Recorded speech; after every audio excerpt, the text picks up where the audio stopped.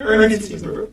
Come to that point where you actually can see and acknowledge what you gain from having that type of relationship, that type of a channel for communication where we can truthfully and profitably discuss and test and prove what we really know and what the Yeah. value we know is, you know. You- You're absolutely right there. And I mean, while I'm here listening to you, I was thinking to myself that, um, despite any success that not you as in you, despite any success that anybody may have in life, I think that learning requires a certain level of humility that you have to kind of always be checking yourself on, right? So I mean, even for me, going through the listing process, about to become, a listed, a listed edifocal, about to become a listed company. I always remember my first encounters with Chris Berry and me telling him, "Yeah, man, we're ready for list. We want to list in 3 months." And I mean, he was so patient with me because I went in thinking that, yeah, man, I know everything, we're ready for list now. And trust me when I said to you that it's been a humbling experience. And just, despite any success that I may have, I'll always remember that period in my life where, you know, yes, I was successful up to that point there, but there's always more beyond that. There's always more to achieve and there's always more to learn. And you'll always meet people who have knowledge that you don't have. And you can always learn from people. So for me, I think if nothing else, the most important lesson in all this for me is humility. Um, and also just reminding myself to stay humble despite any success that I've had today. Mm-hmm. Oh, and if you know me, you know that the word humble is a weird thing because that's a long story for another day. But So we'll a see. lot has a lot has changed. Is all I'll say. A lot has changed. Yeah, Randy, yeah, as yeah. I said, Randy has known me for a very long time. Sylvie has been on a journey for a while, and I mean, we all on the journey. So I mean, I'm happy to see where he is, and I also where I am. We're all going. I mean, not everybody is on the journey. That's what I'll say. Big up, Sylvie. I can't wait to sit down and we actually have a proper conversation about this.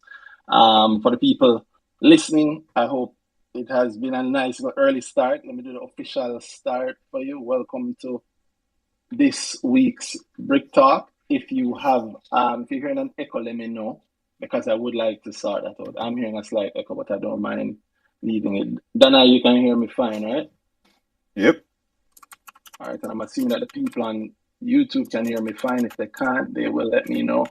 And in a moment, you guys will see our official sponsor, My Money JA, who's our official data sponsor. But yeah, Swibi, I'm very, very proud of you, very, very happy to see it and stick around because I'm sure it's going to come up. I'm sure one of the things that we have on our list of things to talk about this week is the IPOs and the possible IPOs, possible IPOs, possible implications from the IPOs that we've had this week. So I'm sure you'll be interested in hearing it, and I'm sure people have things to say. So of course, stick around. We want to hear from you. Thank you. Welcome officially to this week's Brick Talk. For anybody who is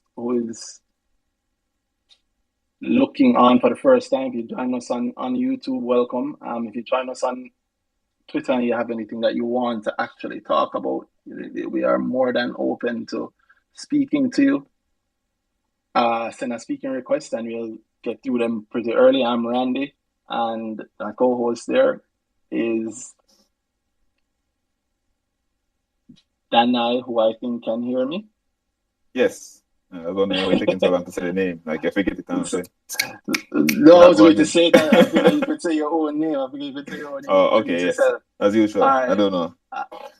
And of course, we had some people who did send some earlier questions. I do want to go through them. The very first one is Afrocentris. So, Triz, how are you doing, Triz? Evening, Ernos. I'm doing fine. Ernest, love that one there, and I like we that should have a one. community. Somebody said we should have a community name, and that one just sound Yeah. bad. Yeah, I Yo, and think it, and it we should sounds do it another sound that. natural. It sounds so natural, Ernest. I like it. No, Yeah, I send like Randy the it. So, invoice. yeah. Please. Right. So congrats again, Mr. Sebi. Never No, get no, a piece, but you know. Boy, I'm here. What people on the space tonight, man? Gordon, You yeah. know. You said, no, you, Randy and Gordon. Oh. So Give I was Danhai a speaking year to or my two. derma. Yeah, I was speaking to my derma today, and he mentioned something. Because just this week I was thinking about it. I heard somebody said that review your investing strategies, and I was thinking to myself, I don't really have a strategy. I just kind of know roll with the punches. And today my derma said something to me. He was just like, "Oh, I bought a lot of Carreras because I work in investment." So he was saying, "Oh, when is Carreras paying out? Because I bought a lot just because I know they soon make their dividend payment." And I realized that that could be a strategy. So then when I came on, I thought to mention it if that is like a thing that people do. And how do you go about finding out how often these companies pay out their dividends? Because he was telling me Carreras does it 4 times for the year. So when they're close to paying out, he just buys a whole lot. And then he'll like just go back and sell them back if he doesn't want to hold. But he does that, I would say, I guess, to get the dividend. So I thought I would ask that since I just learned Yep, about that. I might have some that's a questions great for that guy. question. Yeah, that sounds interesting. That's a great question. I started off by saying that, you know, if you definitely want to know more about this, I teach a course on it every month, and I think you benefit from it. I'll give you one thing to talk about at the course around dividends, which is just the simple fact that there is no guarantee around any dividend. So just because a company is paying a dividend now, or usually pays a dividend, doesn't mean that they'll always pay one. So there's no real way to know if a company is going to pay out in future unless they tell us that they're going to pay out in future, right? And and if they have told us, if they decide to tell us, what I would tell you is that you can find out about it on, well, officially the JSC's website is one place where you can go and find out about it. But I also have a every maker calendar that is kept up to date, showing all the dividends that are going to be paid and the date on which they're going to be paid, blah, blah, blah. And if you want to see that, you can go to everymaker.com/calendar. I'll say that again, that's everymaker.com/calendar. And it will allow you to see all the dividends that are there. If you give me a moment, I'll show you. Not just the dividends, also the anything that we know is going to happen, right? It's not just dividends that happen. It's also, it's also, I don't know, stock splits. We have one coming up next week, and that's something that we'll talk about in a little while. Lots of things. So if you want to know, you can check that calendar and you'll see when a dividend that has been declared is going to be paid out. Yeah, that's probably the best thing I can tell you in terms of how to know when there's a dividend. Is if there's a dividend declared, then you can check that. You can check out the JC's website, is the official place. But if you want to see it all in one place and maybe search it easily, everymickle.com/calendar. And I will put that on screen for anybody watching on YouTube so that you can go there if you wish and add that to your personal calendar. That's one way to help you there, Tris. Now, as to how to know what is going to be paid, that now is another matter, right? That now is a complete other matter. And I would say, well, you really have to look for the signs. Look for the signs early in terms of what to do. That strategy that you said, we say use your derma, you mean like use your dermatologist?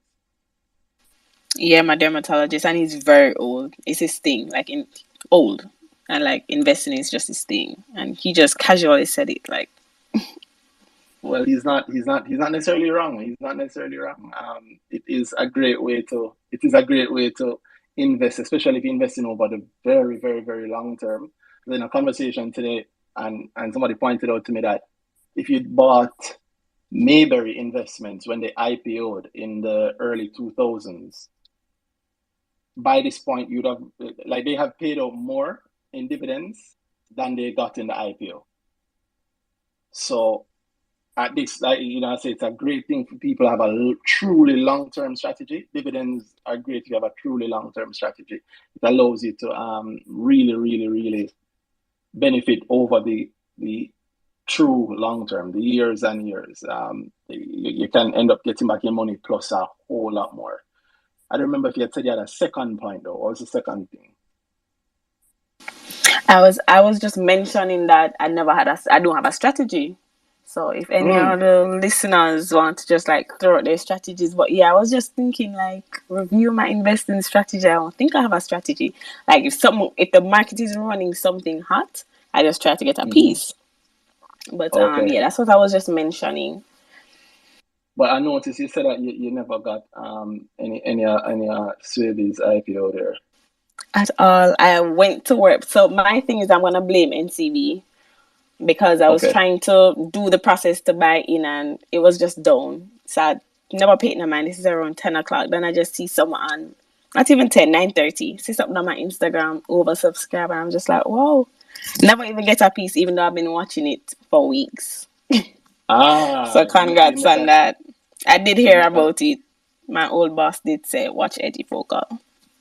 So okay, you made that popular mistake, man. It's a very popular mistake that to I'll try and help people so that they don't make that mistake. And the thing that I'm trying to help them with here is simple.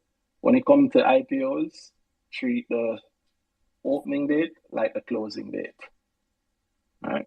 I'll say it again. When it comes to IPOs, treat the opening date like the closing date. So don't wait for the opening date and think that you'll have time. You never know what could happen. And you hear, as you heard the Minuteman say, he's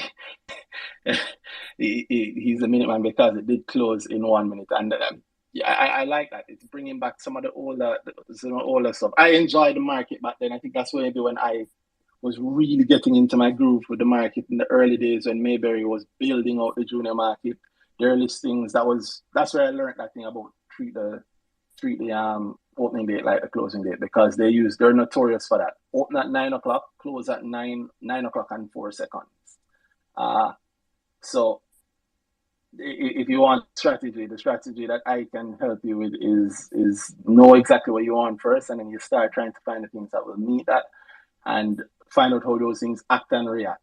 So in the case of an IPO, you want to be very, very, very clear on the fact that you want to be very, very clear about the fact that it may very well close in a second. So you can apply before it actually opens. A lot of people might not know that.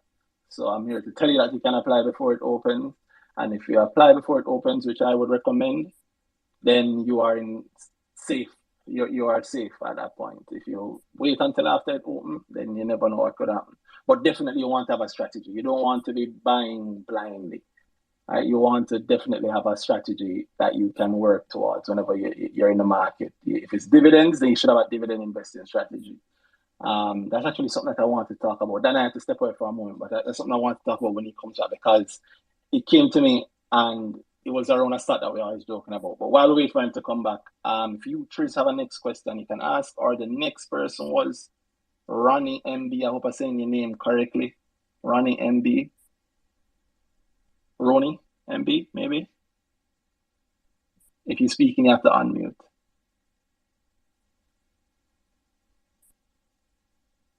I guess Ronnie isn't speaking. All right. In the meantime, Jackie,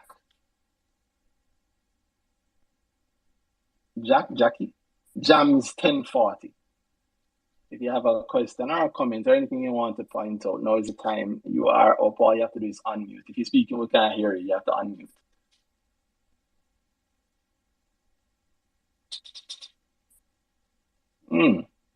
And neither you want to speak. Yet you're both on. I'm assuming that you both have microphone trouble. I'll give you both a moment. Tris, I don't know if you had any other questions. No other questions from me. But as I said, if any other listeners want to throw out their strategies too, because maybe I'm thinking too deep about what strategies are like supposed to look like. But yeah, thanks for mentioning, referencing everything else. You might want to, all right, tell me what you think about that strategy. So one thing I currently got off now, if I am able to get a IPO at the IPO price, I get a lot.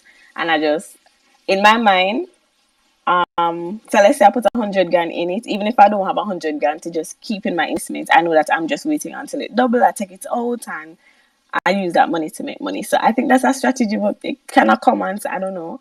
And then if I have something specific that I'm saving towards, I'll be like, all right, this, I don't really, long term, I know I'm not holding it because I just want to make money, but make money in the sense of like doubling, because I just know I'm going to pull it eventually when I get to where the goal is.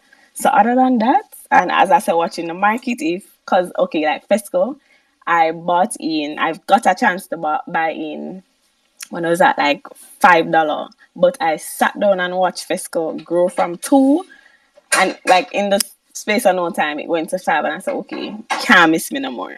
But maybe if I had like my real strategy personalized, that wouldn't happen. But in that case, I literally just watch the market and say, okay, let's go doubling up, let me hop on.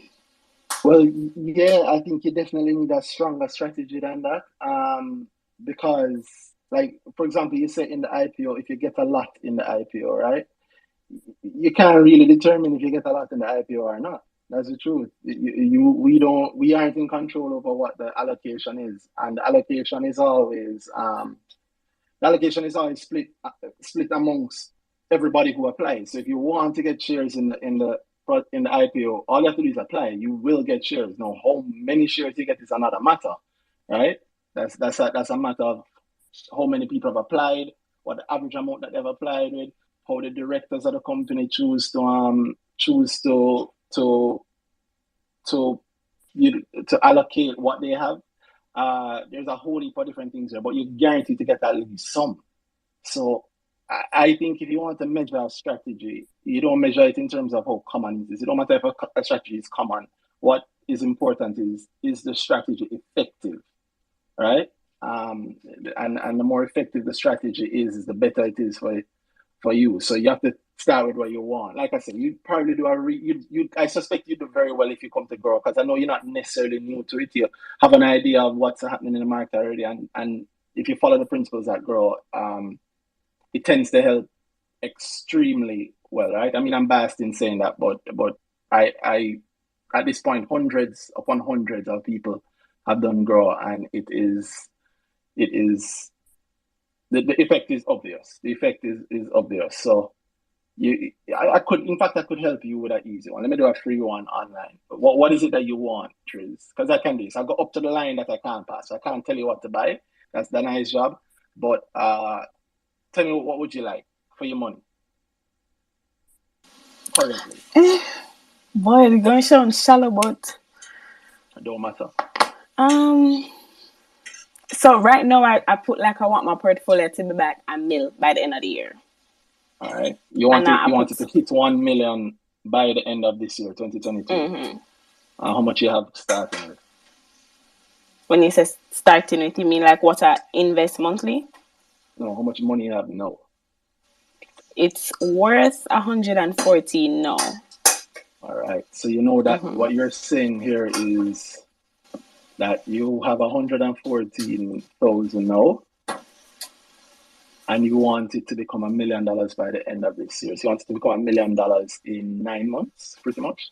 So, all right, let me be more realistic. It was really 500,000, but I was listening to this next girl, and she said, whatever you say, just like double or triple it, so that if you miss your target, you really hit your real target. So that's why I put that figure. This listen to a bunch of people thing is going to get you in a whole heap of trouble now. You can't. When it comes to investing, you want to start off.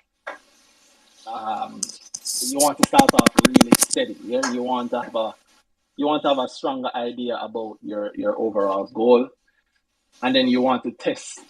You're going to hear a lot of things from a lot of people. Test to ensure that who you're listening to is somebody. Well, I know that you have to take everything with a grain of salt.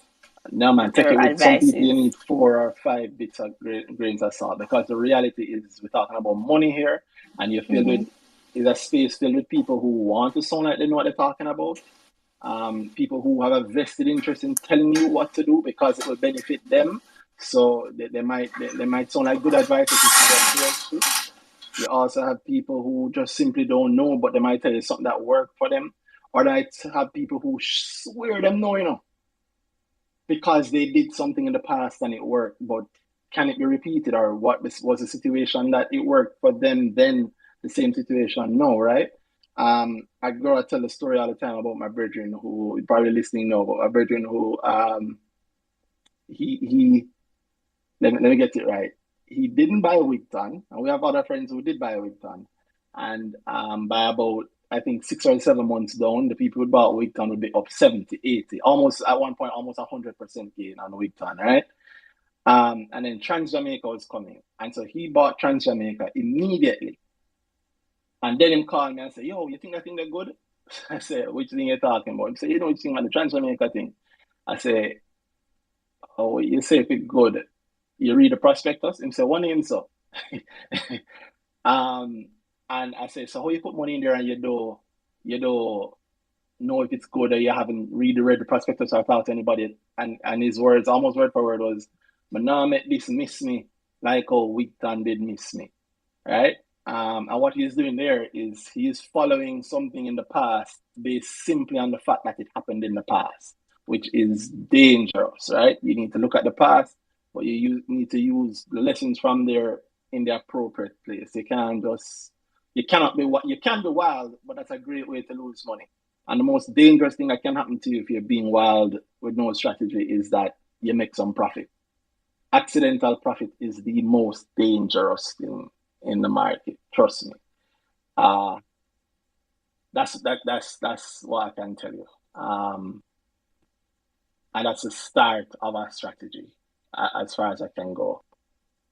Without getting any deeper. You want deeper, you should probably come to the next draw. The next draw is the 22nd and the 23rd of March.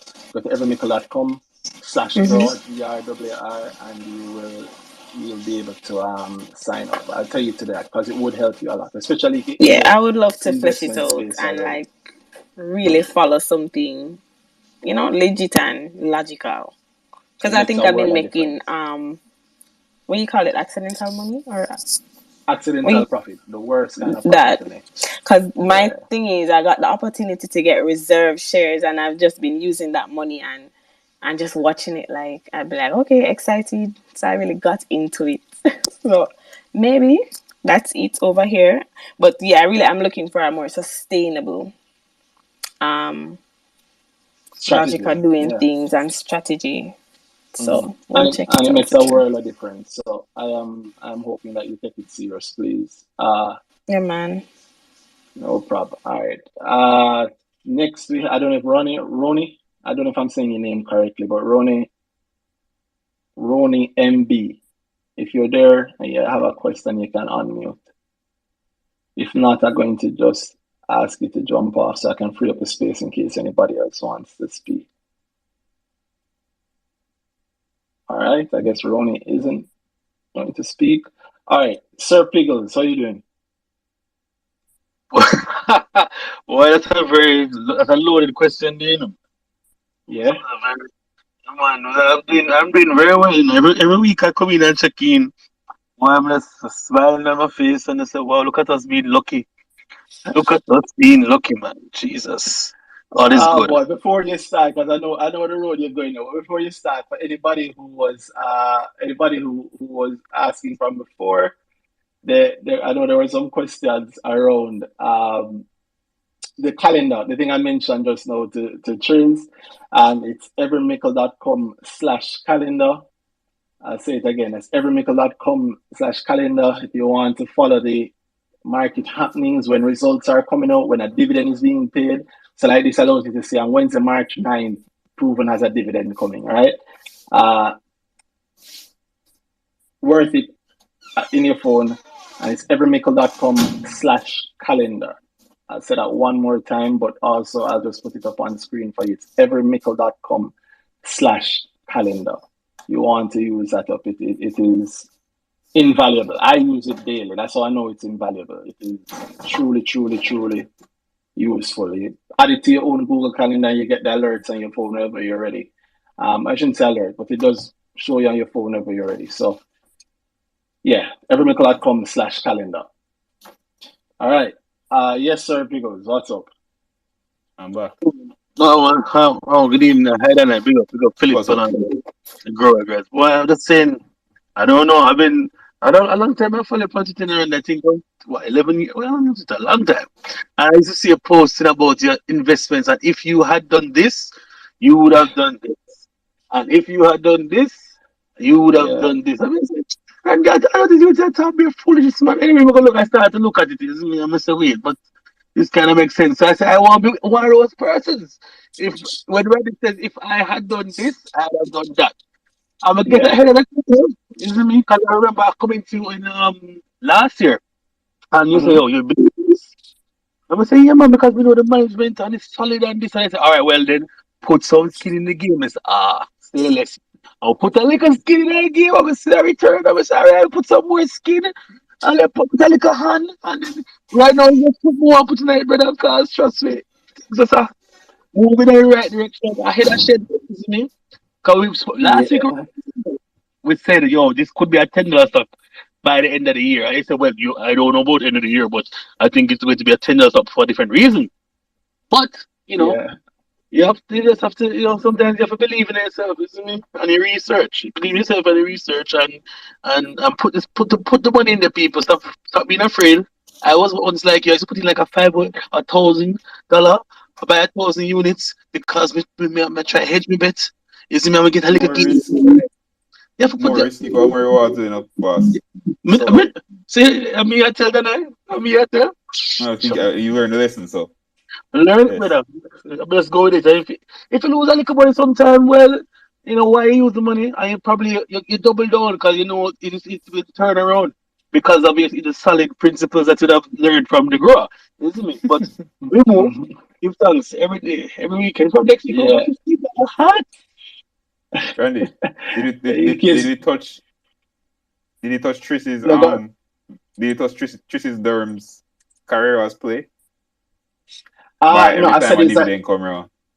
I say it was an interesting thing, but I never went into it because I So figure I'm I saying wanted to after the talk dividend. maybe strategies. Mm-hmm. I wonder if he does. I suspect he doesn't. I suspect he doesn't. Trish would have to tell us, but I don't know. Well, Trish is If still he here. Trish, sells, if he sells after the dividend. No, he didn't mention that. No, he oh, didn't mention that. He just said just buy up a whole heap. Like I was like, so why wait on the yeah. dividend? Let's buy all year. If we did that, might as well, right? Yeah. But as you say, I guess it aligns with people's own goals. Because Um. if you don't really want to be like fleshing into it, like day to day watching it, Yeah, for day to, if you're there for the dividends, you're not day to day watch it. I don't know. Maybe him just pull from somewhere else for the time. I Could don't be. know. It just he barely Mm. talks too, so I need to get into it. Gotcha.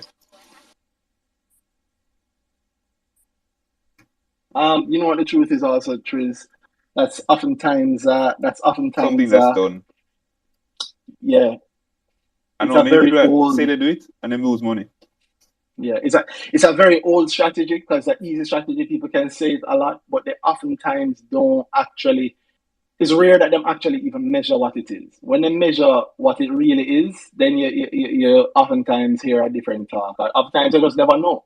It sounds good, Mm-hmm. right? I buy careers for the dividend. Careers pay dividends religiously, which they do. They pay dividends every 3 months from before I bought. Um, but they then measure to see if it's making sense. It sounds also like another strategy that's being followed without being measured. That old thing that says, that which is measured matters and that which matters is Mm-hmm. measured. Yeah, I think this is a great example of that being either followed or not followed. I'd love to hear from him directly though, but I suspect him just don't sell. I've been doing that for years. In also in so much profit now that him probably Good. don't Be it. notice. Yeah, him probably just don't notice it. So All right. that one time buys, that one time he buys, if he's getting a dividend, if he sticks with it, then that's more than Mhm. one dividend everything. So not a bad strat. That's a DCA basically. Yeah, he's pretty much DCAing, but in buying at before the dividend, which is funny Mm-hmm. because he's probably if you look back at like what Carreras really has most of the times, right? He may very well be buying uh, at not necessarily the best of times. Mm-hmm. That's what I was saying. But they buy Yeah. over here, average it out. Because if you're buying Yeah, your buying at the dividend, that's when spike. it's spiking. Price on the Yeah, up. yeah. And it's hard to tell somebody that you can invest in for 10, 20 years, you know. Fucks. All right. Yeah, Oh, the very outside hard know to it. tell. Yeah. Imagine me trying to tell people that. I've had Yeah. cases where I have to show the people the loss they've been making. Yeah. That is, I think, is most effective, which is one of the reasons why big up our sponsor, our data sponsor, mymoneyja.com. When I allow people to put in them that their portfolios, and then they actually look at it and see what they're making, or in many cases losing, it's a whole complete shift. I know a lot of the grower subscribers, a lot of the grower guys say, you know, they think they're making money, but them actually check it, and then for the first time when they check it, them realize, say, oh, right, I'm not actually making money. I was buying, or they make a mistake, like, you know, very common thing.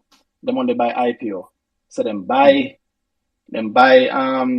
Fontana, and of course that make a lot of money, and then buy when we start. Lab, and then them buy Meal Pack, and then buy Wigton, and they never ever sell any of the things in the buy. They just buy and keep, buy and keep, They buy must and stop keep, by. buy and keep.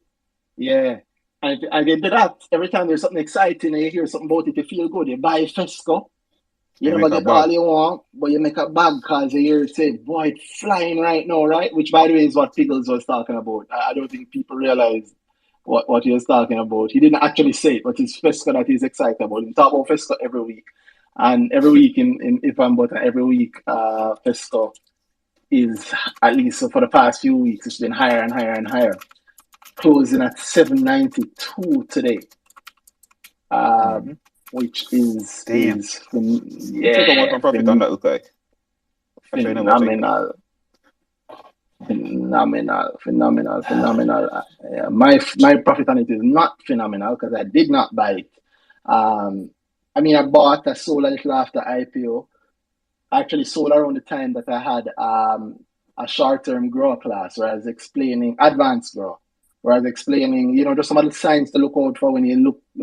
It was as a live example of how to know, or not to know, because we don't ever really know how to estimate when the share price is going to go up or go down in the near term, which is the hardest thing in investing. You know, that's a hard concept for people to understand. Not the thing there, not doing that. It's the Brandy and Danhai saying they don't know. I think it breaks a lot of, like, I think people have this thing where we must, like, the thing we're doing is a must know thing. So you know it, so you go for it. No, very often you don't know. Yeah. Very, very often we don't know. We know the future as much as you do. We never know. Yeah, we don't have exact whatever. Listen, if a man says something, you still don't know. But imagine not being told. With the same public information, we just don't know. There are things we line up and say, maybe do this thing, and there's a strong likelihood. You know, all those nice, fancy, boring words. But end of the day, what we're doing, say, boy, we expect this to do this, and this is how much we expect it to happen. So we're comfortable going for that, so we'll go for it. It just happens that we do it so often. All right? So I think something's going right there. Yeah. And it's not magic why we do it right so often. It's because of the principles, like the same principles I teach, the same principles that I follow and use for a lot of his clients. It's not accidental. Accidental profit is the worst kind of profit to make. It's like, think about like pool. You're playing pool, and the very first time I learned to be serious about pool is when I played in pool. Where I used to work, used to have a pool table there. And I remember the first time I'm playing, and the person I'm playing with said, "Oh, you need to start calling your shots. You think you're good enough, you're not that good anymore. Because now it's not, oh, I'm knocking off stripes or knocking off solids. It's the six ball in the corner pocket. And that's what you say you're going for. If you don't do that, then you're suddenly not, it's suddenly not as fun, but it actually is more fun, but it's not more as random anymore. Yeah, man, it's more challenging. It's not, am I going to make a whole heap of money off Fesco? It's, I'm going to try to make X% off the market in whatever time, and then I'm going to know, find stocks to match that. That is the Yep. reality of practical investing, and it has been working now for years. You know, an interesting thing I've seen recently. One, I think I've gotten better at it, just doing the sessions and whatever. So the 1 hour for the session, I say to a client today, at this point, I don't need a 1 hour for a session. But I know that some clients, and I'm fair enough amount of them, do need a set hour based on what we need to go into. Because what I've done strictly at the start of every session, we try to go into the goals and whatever. So what I've done more than anything now is being able to condense that in a percentage by X time what we're actually looking for, the actual goals. And then we make we go toward it. So we don't actually need a whole hour or whatever. Some clients do it, some man portfolio or whatever they're doing in their life will be a big thing to tackle. But yeah, just having that system there, it just clear cut what exactly we're doing versus about things that were way back when and whatever. It's all of that. You're talking about the portfolio, it becomes more about the portfolio than the goal itself. So you buy FESCO because your goal is around FESCO and not the money you're having to put into FESCO. Yeah, man. It's a shift in thinking, and I know that because it was a shift in my thinking that made me start to share. Because as you hear Swaby say, right? Swaby has been hearing me. I think it's from 2010, Garden, that we know each other talking. Not about that time, if not earlier. Who knows? 12 years now, as you hear him say. And over that time, I've always been the guy talking to my friends about stocks because I've always been doing it. But then when I decided that I was going to start actually teaching people about it, even before I started teaching, even just Danhai would know me before I started having a class, where I was just telling people what I know. And in a group, I had a lot of groups. I did a lot of free groups for a long time. And when you're in that group with 40, 50, 60 people, and you actually want to help people, you kind of have to come up with a method, a structure to what you're doing. And it was that structure that helped me start to realize, you stop saying, oh, just do something. If you're naturally talented at something, oftentimes you don't know why you do it. What I tried to move away from was that and move towards what am I doing and why am I actually doing it, right? And how do I explain it to somebody who doesn't know? And more importantly, I specifically targeted people who don't know about the market, don't really know much about numbers and kind of afraid of maths. If that's the kind of you, then if that sound like you, then I definitely built with you in mind. And then my strategy, it do grow and you'll learn more about it, but that was the point. I think codifying was a big deal for yourself too. Because I remember 2020, after 2020, after everything went into rubbish, you definitely turned around much quicker than I did, right? And I just remember the conversations we were having at the time. And I said to you, you've gotten way more efficient. And I think just putting it into a system and actually working that system every single time, it really does it. And that's when I did grow. When I did grow in 2020 after. Take the big loss, and I said, boy, it'll mash up my head. Every now and then I'm making money, but it was such a big loss to make back that money was a big problem, right? And so I said, I need to get my head right in terms of how exactly. And doing grow at that point, I can say, sure, I was aligned with a lot of what grow was saying, and I knew a lot of it, but just putting a process to it was a very big deal. And the money I've made from that, just doing that process everything. I tell people, when Randy said, boy, the annoying voice in your head, I have it too. What's the goal? You want to buy something and you say, all right, cool. I have the money and you're ready for press buy. What's the goal? And I say, John, it's a 9. You have to go run, but you're not going to buy anymore. You have to find out if you're actually going to buy because the goal is this and how does this fit it? Yeah, so it's a big deal. Say, you have money in your hand and you say, boy, I was going to spend it on this short-term play or whatever, sure. Why not just buy the thing I have over there? So it's going to do well in the same time and I already have it. Well, I even had that in cash and I wasn't going there already. That type of thing. Trust me, it really put a pressure on you, but the rewards are there. Yeah, man. But Danhai. Yo. Sorry, who's that? My name is Wade Mars.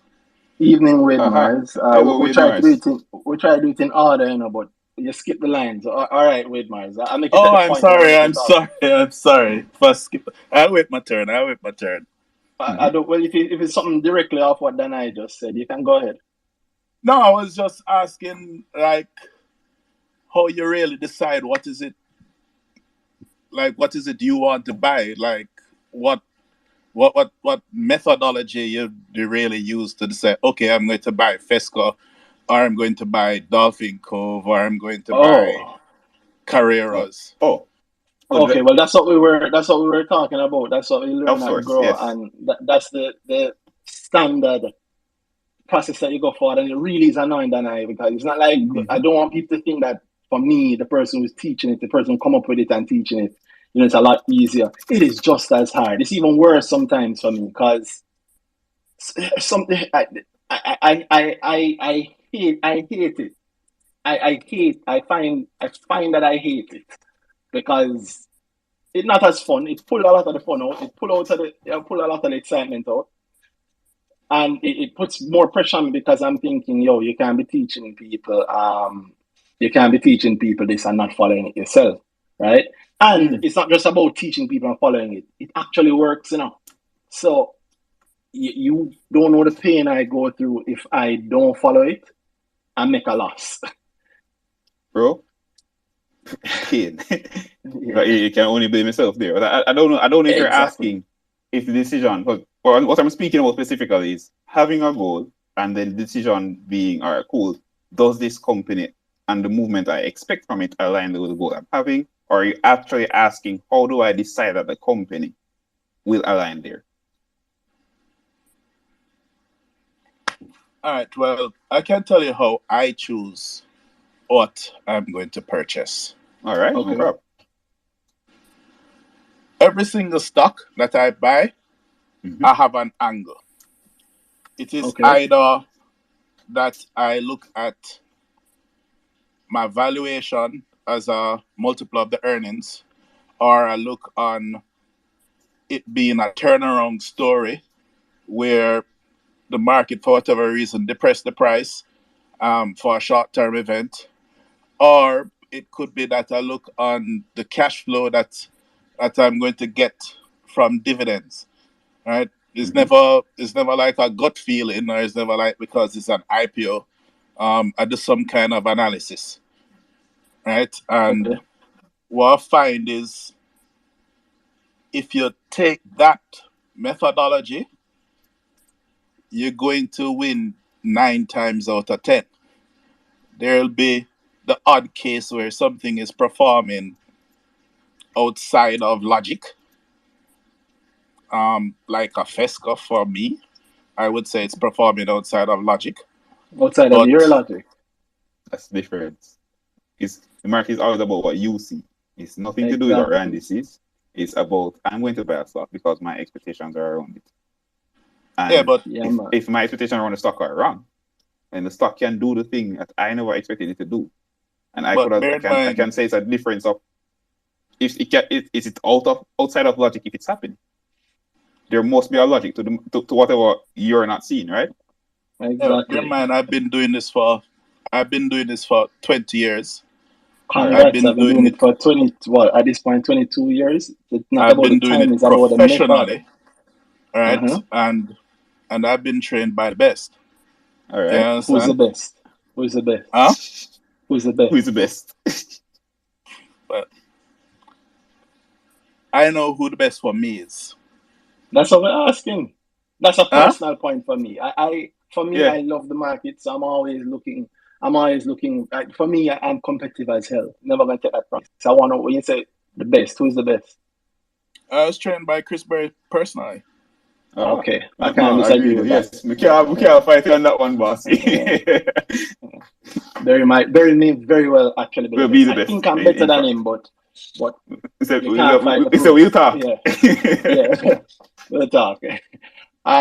So we're agreed in that, and I'm not disagreeing with your method so far. But in fact, I think it aligns a lot with what I just said. Just not really sounding the same. I think that's it.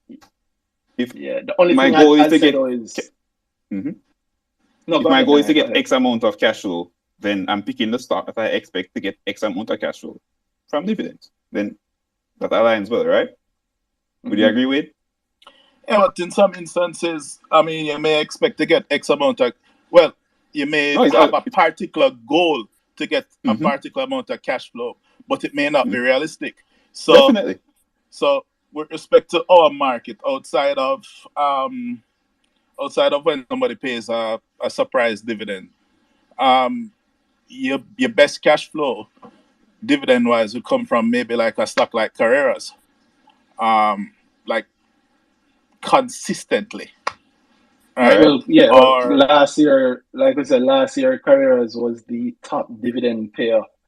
I worked it out and we came out to 9 point something percent in terms of yield, and it's notorious for that. I think second. What was second?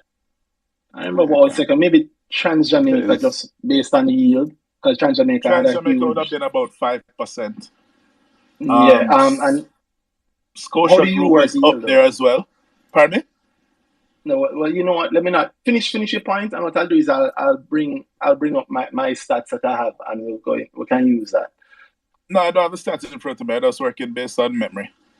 No, man, but I do. So that's why I said no problem. I'll find them and bring them up.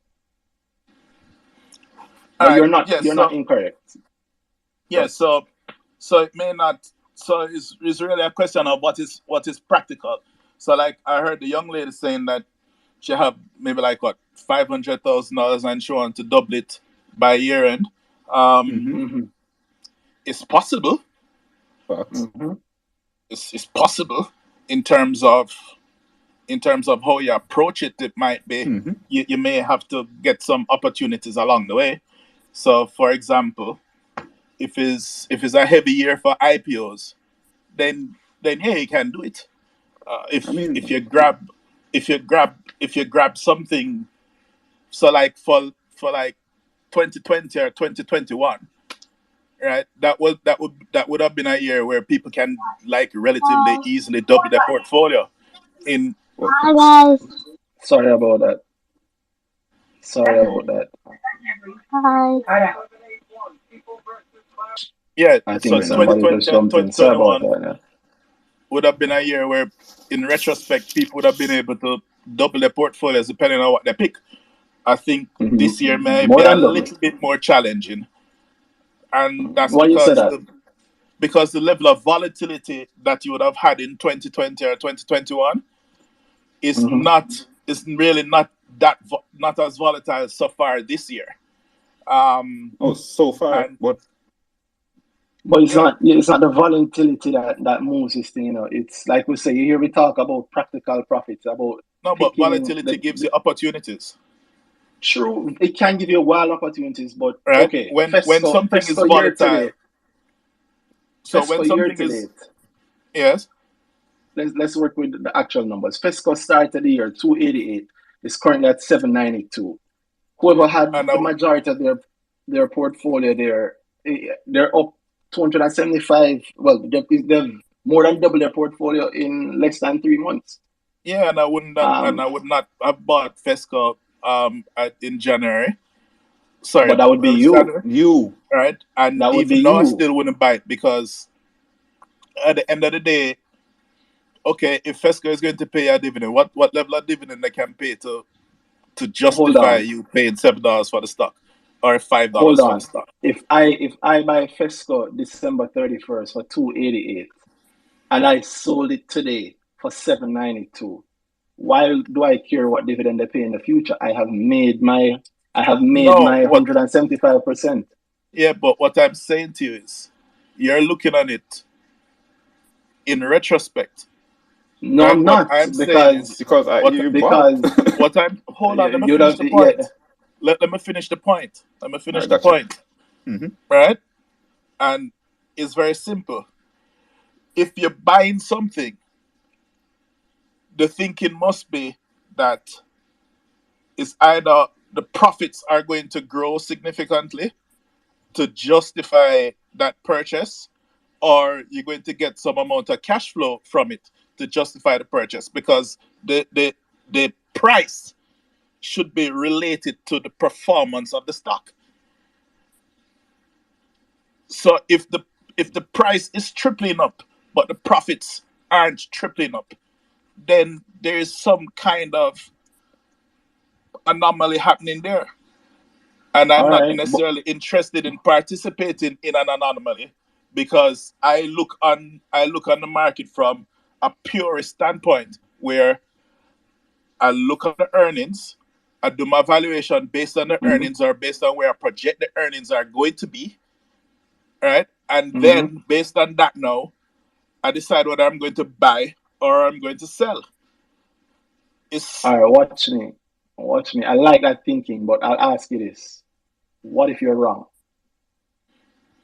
If I'm wrong, then it would mean that I would have so-called forego a particular opportunity, which, coming back to your logic, could be an accidental purchase or an accidental success.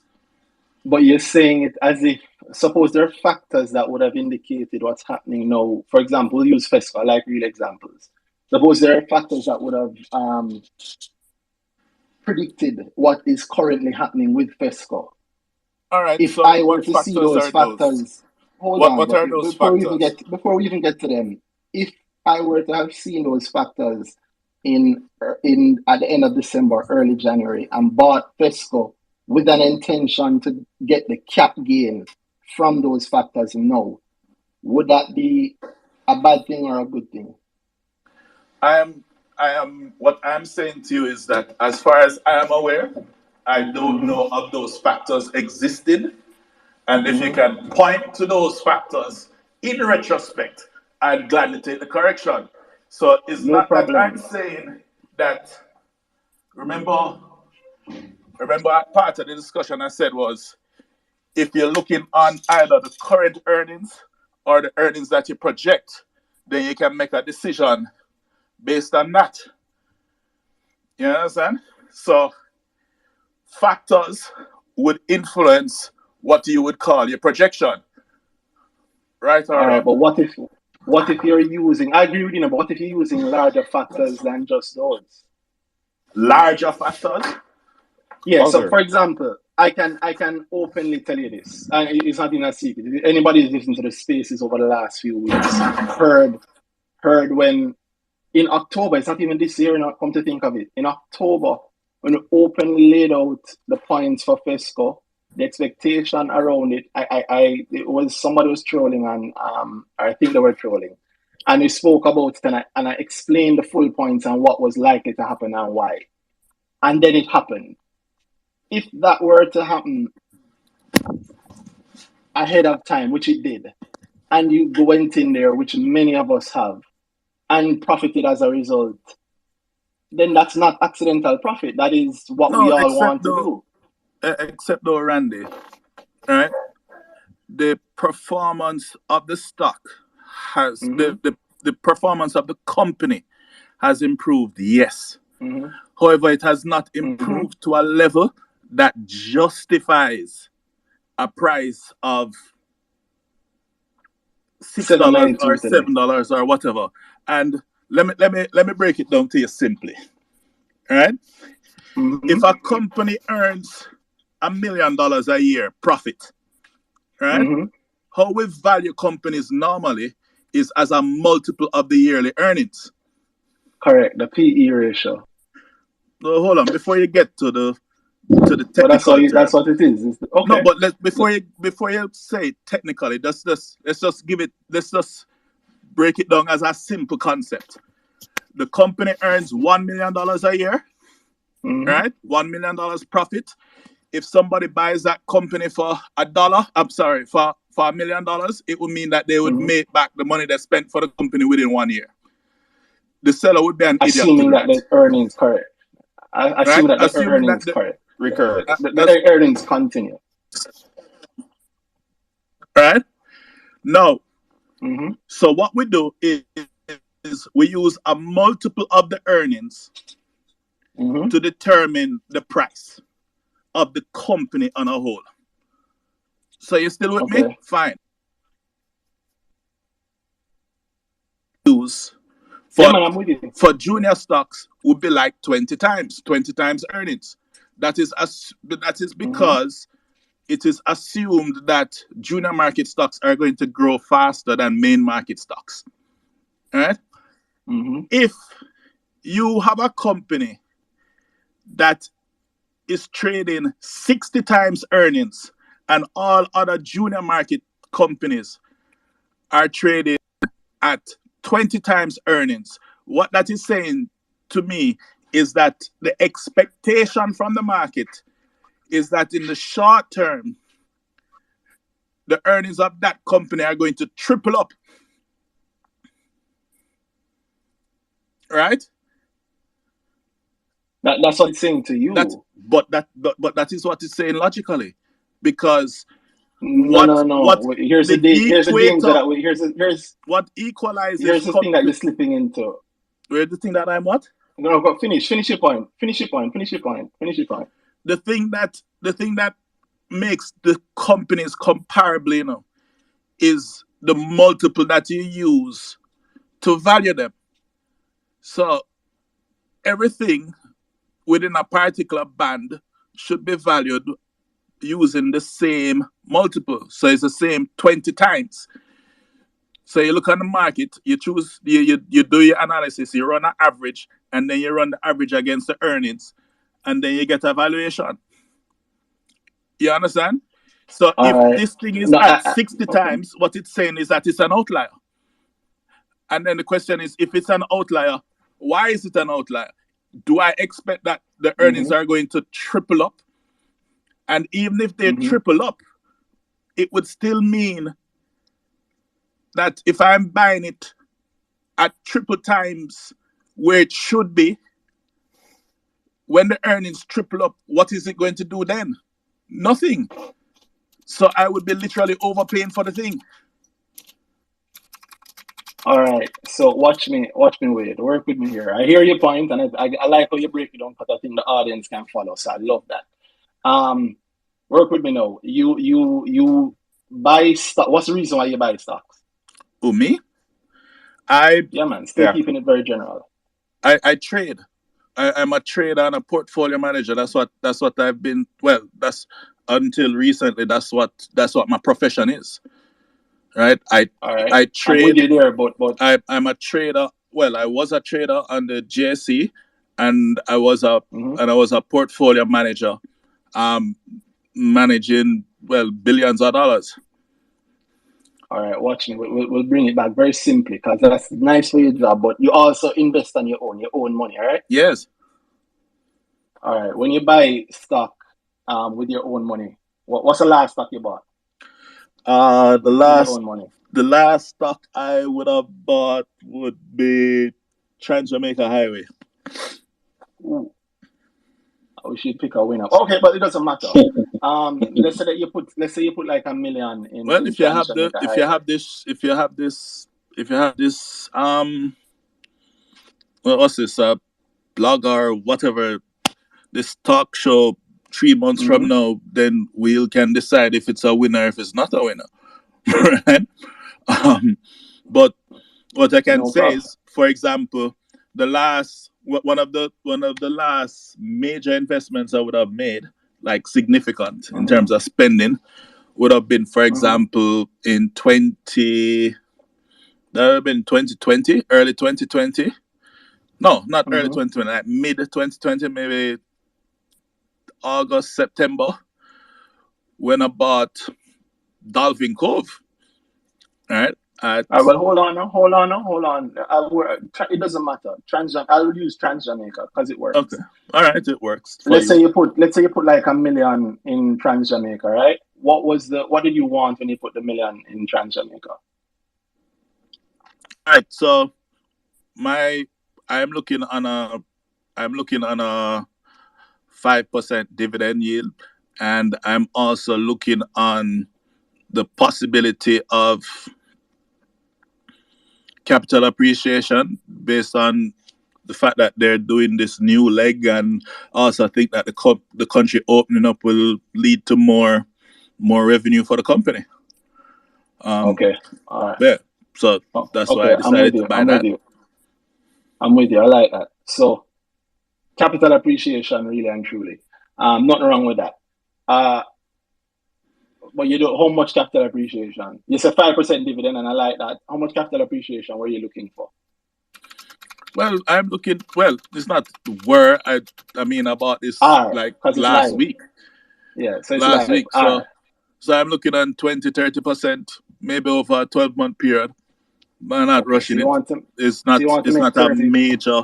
It's not necessarily a major component of my portfolio. All right, perfect. To any great significant degree, it's just.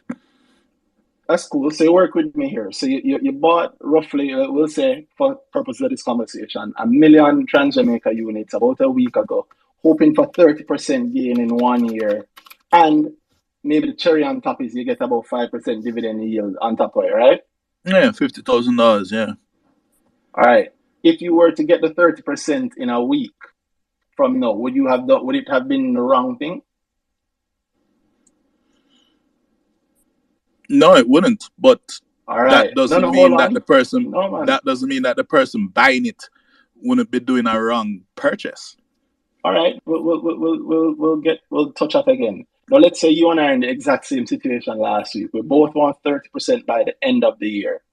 And I analyze FESCO last week, and I say, based on what I see, I can get FESCO at I'll say last week. Let's say last week. Today is the 4th, or today's the 3rd. Today's the 4th of March. Sorry. So let's say we go back to last week. What's that? February 25th. So go to payday. So on payday, okay. I decide that, listen, FESCO, which cost at the time 502, I feel like based on the factors that I see, in a week, I can sell it for 30% or more. Yeah, but hold Randy, on. Randy, before you go down that road, the question I'm going to ask you is, what are these factors? So there we go. Hold on up before we get into what these. Let me finish the question. No, man, it's not just getting the right answer. You have to show you're working. You have to show you're working. I agreed. You understand? We did maths. So let me show my working. Yeah, man. I agree. It's not a multiple choice exam. Oh God, Wade, you have to make me talk sometime, man. I'm with you. Yeah, man, I'm with you. I have the same track record as you. I wasn't a trader for any large house, but I think I'm slightly good at this thing. I've done my investing in public. So the biggest, if I was getting it wrong, people would know. I'm saying to you, if for whatever my factors are, I saw FESCO last week and I decided to buy it at 502 because I think I can make at least 30% in 1 week. Today, at this point at 792, would I be wrong or right? It depends on what the factors are that you would have identified. All right, watch me. Let's say I identify that there is going to be heavy pull from the retail investing public, excitement around FESCO as the first chance that they are, as retail investors, able to invest in a company that is directly reflective of the gas prices that we all see. Let's say that I know that the typical investment advisor is going to tell the typical person seeking investment advice that gas is flying and Putin is going for war. So chances are gas prices will fly. And as a result, a lot of retail investors will rush towards FESCO. Let's say I also look on and I see a set of directors of FESCO who seem to be exceedingly interested in owning FESCO regardless of share price. So they're doing heavy buys time and time again. They did heavy buys at $1, heavy buys at $2, heavy buys at $3, heavy buys at $4, heavy buys at $5. Let's say that I estimated or I assumed based on some factors I saw in the prospectus that FESCO is likely to do a raise soon. And they're likely to do a raise either within this financial year, their financial year, which ends March 31st, or right after, so at their first AGM, right? Let's say I also assume that FESCO would now be able to make easily almost, if not greater, 100% in terms of revenue and profit from the same fuel, simply because 1 liter of fuel now is nearly 80% more expensive than 1 liter of fuel a year ago to the consumer, which is where Fesco is on front line. Let's say added to that for the first time, Fesco has an outlet along one of the most popular corridors for gasoline sales in Jamaica, Beachwood. And this outlet is unlike all 15 of their other outlets because the company Fesco fully owns this one. So all the margins from the sales here go to that company. Let's say I looked on all of those factors and I see a confluence of a perfect storm.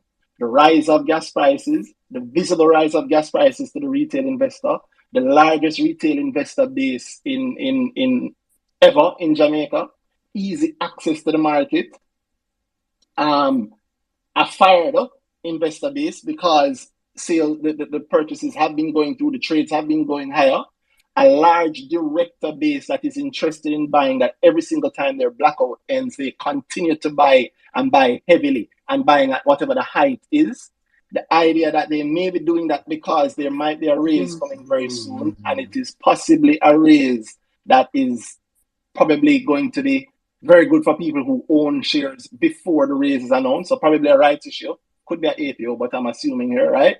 Or a set of directors who are very interested in owning back as much of Fesco as they can, because maybe at IPO they were not able to own it all, and so they're buying it back through an employee share plan that might be set up specifically to allow them a chance to do it. If I saw the confluence of all of those factors landing in March 2022 and I bought ahead of the fact for that, would I be wrong or right now?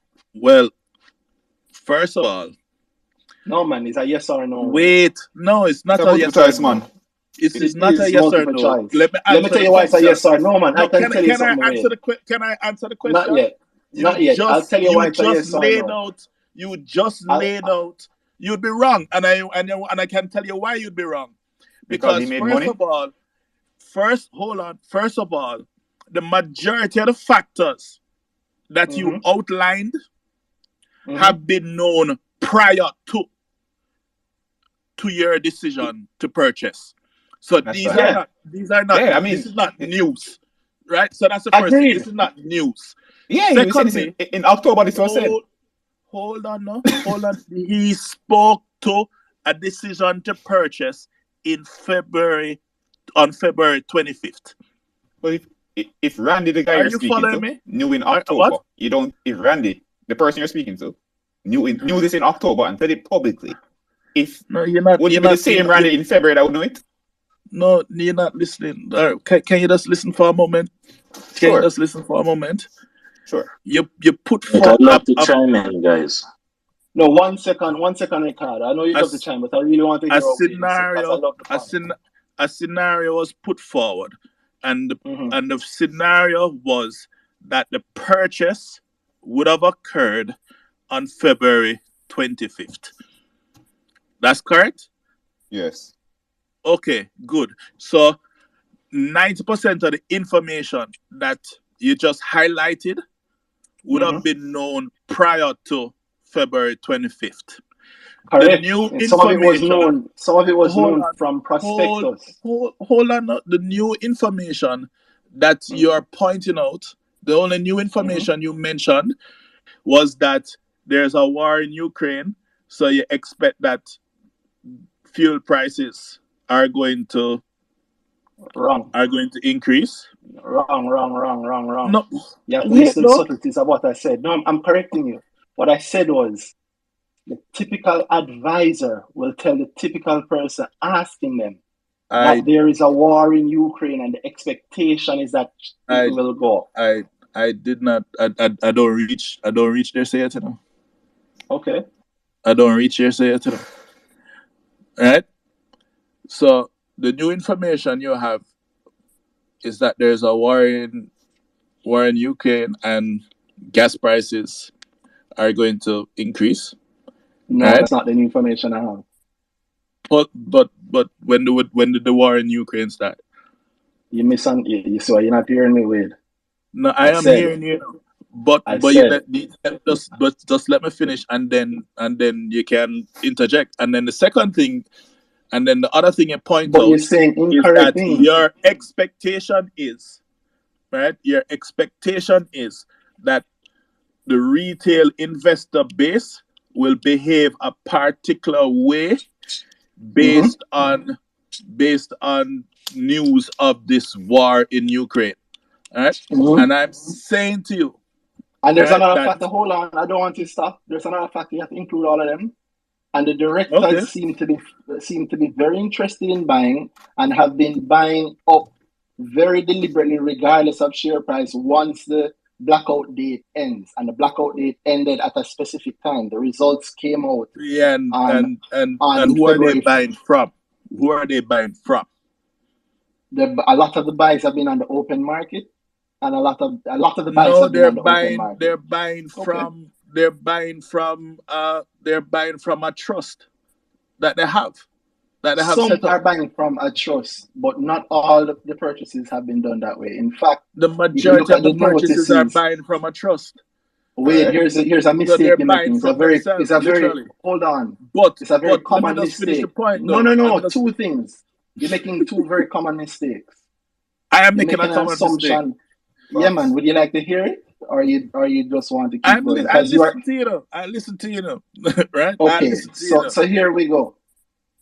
If you're saying that the majority of the shares are bought from the trust, that's true, meaning that there is that date when 30 odd million units traded. It happened on December 31st, 30.2 million units traded, 30.3. And on March 1, 43.2 million units traded from the trust, right? We know about that.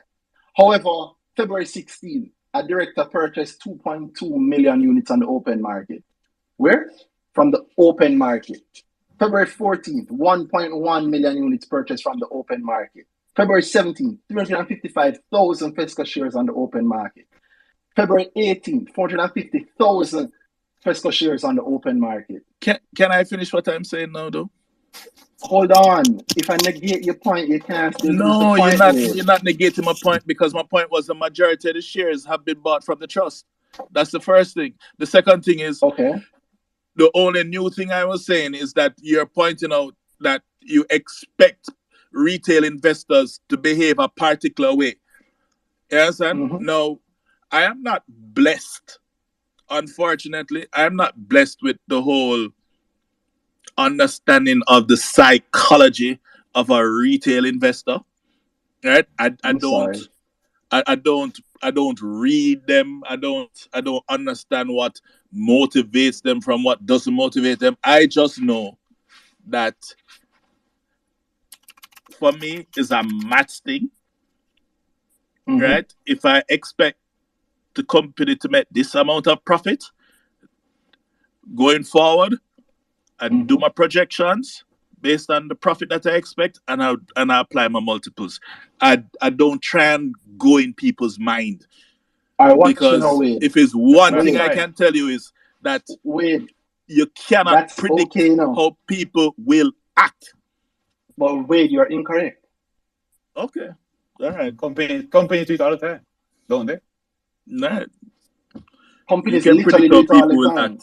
Okay. And hold on, Wade, here's what I say. I don't ask anybody to believe me, because the market is always right.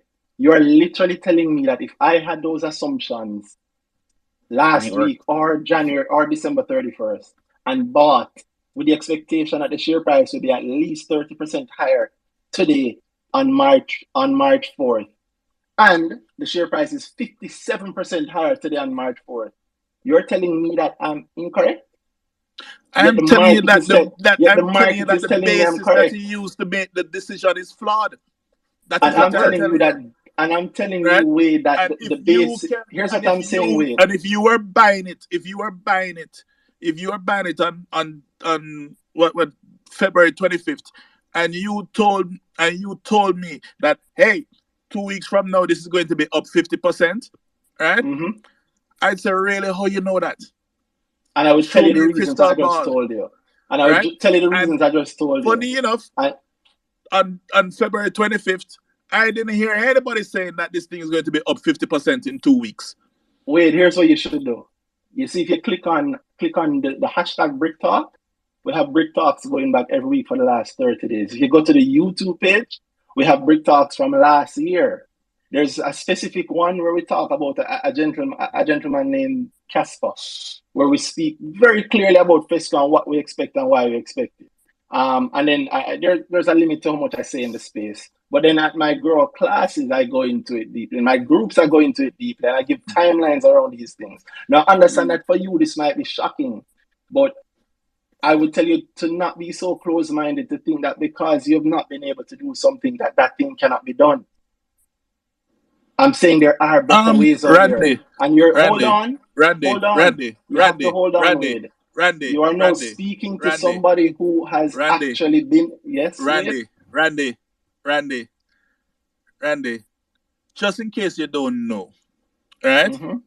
Not only have I managed portfolios, I've entered in public portfolio competitions where I've beat the best in the market. So don't tell me about because you're talking to somebody else you're who's doing done the something same because you're doing something that Wade, which I'm year? not saying Which year was this?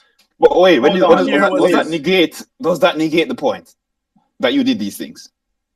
Wade, what I'm saying is you cannot tell me you can't tell me that I can't do something because you don't know what I did. Wade, we're not saying that you can't do that. You just said I'm discounting it because I'm not able to do it. That's what you said. And I'm telling you that you is said. Rubbish. But you said what? All right, so Wade, now hold on for me, please. Hold on for me. Wade, I want you to be very clear on what I'm saying. I am not saying that you cannot do it. In fact, I believe you're able to do it. I've taught people who don't know much about finance and afraid to do it. You hear Danhai talking, he knows how to do it. You hear us talk about Top Striker, she knows how to do it. It's not something that is beyond anyone's ability. From you can read and do little maths and have common sense, you can do it. I believe you can do it, Wade. All I'm saying is, you hear me, or you hear us saying that we're doing it, and you are saying, no, possible. What I said to you was that the rationale that you put forward for the decision that you would have made is not fundamentally sound. That's all I am saying. But, that is all I am saying. Help me out. So help me out just like how you said, I'm asking when something. I joined the conversation, what I heard you saying was talking about accidental success. Accidental profit. Or accidental profit. I can also speak to things where what happens is that there's this herd mentality where if an influencer pushes a particular agenda, it also moves the market. I've lived through all of this stuff. I understand I remember when everybody used to follow I don't want IC Insider, right? Yeah, and John Jackson said buy X. Things. 2 days later, it is through the roof. Okay, but and he's dumping it from his portfolio. Maybe I shouldn't say that because that is maybe you shouldn't. That can be libelous. Yeah, maybe you shouldn't. I understand the misunderstanding, but hear me out, Wade. I am not saying that you can't. Let me just withdraw that last comment. It's withdrawn, and I'm sure Mr. Jackson would have he understands. But here's what I'm saying: if somebody does something that seems impossible, I might have the same reaction. No, in fact, for the people who listen to us every week, you remember the cat boss himself, Malik, who came on and talked about how he was doing swing trading, and the way he was saying it didn't make sense to me. I was incorrect. Night, guys. And I had the same exact Malik, and I had the same exact reaction. But you know what I did? I asked him to show me and prove it. And then I went and he showed me his trades. And we went through them and he did it. You know what I came back the next week and said? I was wrong. So wait, I'm not saying that it can be done. I'm not saying that it can be done. I'm not saying that it's impossible because it's what I do. I'm just finding it weird that if I tell you that I see something and I lay out the reasons for it, and then the thing happens, you would say it's incorrect. And then, of course, I can understand maybe it's a one-off. You know, anybody can get it wrong. It's a one-off. But I've done it again and again and again and again and again and again and again. And I get what you're thinking. It's the second thing people always say. Oh, maybe I'm telling people how to do it and him pushing the market, him hyping it. Every week him talk about Fesco. But as well, this one you'd have to trust me or ask other people who know about me. Quietly, I do what I do across the market. I don't talk about all the things I'm buying. In fact, Fesco is a funny one because I didn't buy any Fesco until relatively recently. I don't have any great Fesco money. I didn't buy it low. But I laid out the points because somebody was laying out why Fesco was not a good thing, right? And this is I didn't do this last week or the end of January. This was, it was in January actually. It was January, I think the first or second week of January that I laid it out, right? And here we are now. Here's all I'm saying. If somebody says they're predicting something, I ask them to tell me what they're doing, why they're thinking about it, and when they expect it to happen. If when the date comes, it happens, I look to see what happened, why it happened, and if they were correct. And then I ask them, do it again.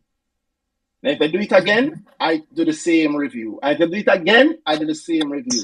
After a certain point, I have to accept that this person is doing something that I initially didn't think they were doing or was possible, but they have proven it to me. The next thing I do is I immediately want to know how they've done it and what they've done so I can do it also. So I'm saying to you that I understand that you buy solely on the fundamentals. Let me finish, Wade. I understand that you buy solely on the fundamentals. And I'm not saying that you're wrong with that. It's a great method. It works. It has worked for years. But I would hesitate to throw another method out from somebody else simply because you don't think it's correct. Because I have faced this sort of thing for years. And it's not me prove them wrong. It's the market prove them wrong. I've lost friends over it, or people I thought were friends over it. Why? Because the market can be very embarrassing. Right? The market, we can hate it, but Fesco keep going up, right? We can hate it, but Fontana staying flat. We can hate it, but Carib Cement spike. It's not about whether or not we think it's correct. It's about whether or not the market proves it correct. So, Wade, I love the conversation. I love to have more with you. But of course, I can't turn the whole show into this. So what I will do is I'll ask Ricardo, who has been waiting a good little while. Ricardo, I know you've been up a while. What's up? Boy, Randy, this is a classic case of old meeting new school, eh? But I really enjoyed the. I don't know, because I don't know. That's the Chris case. Berry that he mentioned is very much old school and very bad. Yeah. Well, I think so I've had my hand up for a while. First of all, thanks for inviting me, bro, and congrats on the work you're doing. This is the first time speaking in that space, so if I have audio issues, just let me know. But just to quickly say that I had my hand up from Tris. I think she had a question about the dividend policy of Carreras and whether to buy before they pay a dividend. And I just want to address that, and then I'm going to address another point in terms of valuation. So firstly, just to point out to Tris that, just be careful when you're buying stocks right before they pay a dividend. Just be knowledgeable about those dates, the declaration date and the ex-div dates, because if you buy on the ex-div date, then you may not, or you will not benefit from the dividend. Also, the way stock prices move, certainly what tends to happen is that the prices are driven up by that same demand you speak of, that you was it the hairdresser told you about, but it spikes right before that ex-div date, and then it just falls off because everybody kind of sells, or a lot of people sell because they just bought it for dividend, right? So just be careful of that and don't fall victim to that. So for example, Carreras pays about 3% per quarter, I believe, in dividend yield. And so you'd expect to see probably a 3 to, thereabout percent fall off. So I was just, commenting on that for her, right? The second point, Randy, is, it's quite interesting, the discussions you guys just have. It's really a difference between fundamental price strategy and the technical price strategy. So for example, what Wade, and none of them is wrong. In fact, this is a great debate. What you're looking at is fundamentally, how to price a company, value it, and not just P in terms of earnings, but people look at book value and look at multiples and comparables. You spoke about Fesco. I wouldn't look at Fesco just at a junior market level, but other companies within that industry, right? So you have to be careful there in terms of how you use the module, and I'm sure you know that. But outside of that fundamental analysis, well, we could go another hour talking about that one there, because it is one thing. And I'm very unorthodox with that. I use the PE heavily across the board, but maybe we can touch that a little later on. But I would say I like the point that you mentioned for Tris about the X date, not being careful not to ban the X date. But I also just so what I have is not is not a. You say it's a fundamental versus the what technical, I call it the shape magic. But I'm not a technical analysis guy, really. In fact, I figured that from magic. I figured that from what you actually said, because I was trying to put you in the box of technical, but I realize you're basically a practical person in terms of how you invest. But just to finish the point, practical investing, and I lean heavily on the fundamentals. The technical guys actually. We have a lot of discussion with technical guys, and it's often you guys are looking at fundamentals way too much. So yeah. In fact, just to give you guys a quick example, when I was in banking about 10 years ago, guys, it was right after the 2008 recession. 3 years after, the government was pursuing a lot of quantitative easing strategy in the US, and what we saw was the S&P 500 historically trades at a higher PE or a lower PE, than the healthcare index. And after the market went down, the XLV, that's what we use to track. It's an index. It went below in terms of PE, the S&P. And what we looked at and said, look, this must come back, because historically healthcare trades at a higher relative PE than the S&P. And then we did a structure allowing people to benefit from that forward PE, expecting it to go above the S&P, and people benefit. So that's fundamentally how we looked at it. But also, all right, and just so man, I'm going to keep cutting every now and then, because I try to keep the entire public in. Sure. I don't want to lose them, and I know what you just said might have hit people, push them off a bit. So pretty much what you're saying is that when you said quantitative easing, when the last financial crisis hit, a lot of companies started to trade way below the level that the market regularly had them at.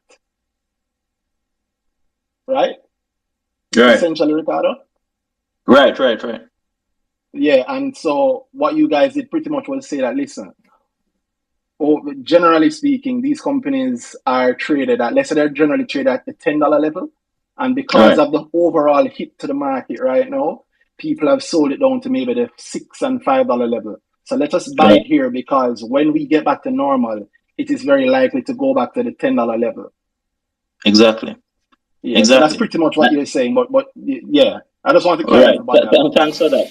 And then finally, now, when we compare that with a technical strategy, as you rightly said, Randy, and I think with, just to finalize it and hit it home, is that I think what Randy is saying is, look, while fundamentalists are great and the economy may say one thing, people will do what they want to do. And if the active players in the market decide that we're going to buy, there's nothing you can do and the price will move. And so my attitude towards investing is simple, guys. The price tells the story. It's interesting, right? The price tells the story. It doesn't matter what you think, what you feel, and so on. The price tells the story. But just know enough about the fundamentals to know when to jump off that ship if you need to jump off, right? So that's my contribution, Father. But good thing you're doing here, Andy. A big deal. We often say it, everybody knows it in the space, but I feel like we have a very big deviation from it whenever we have these conversations.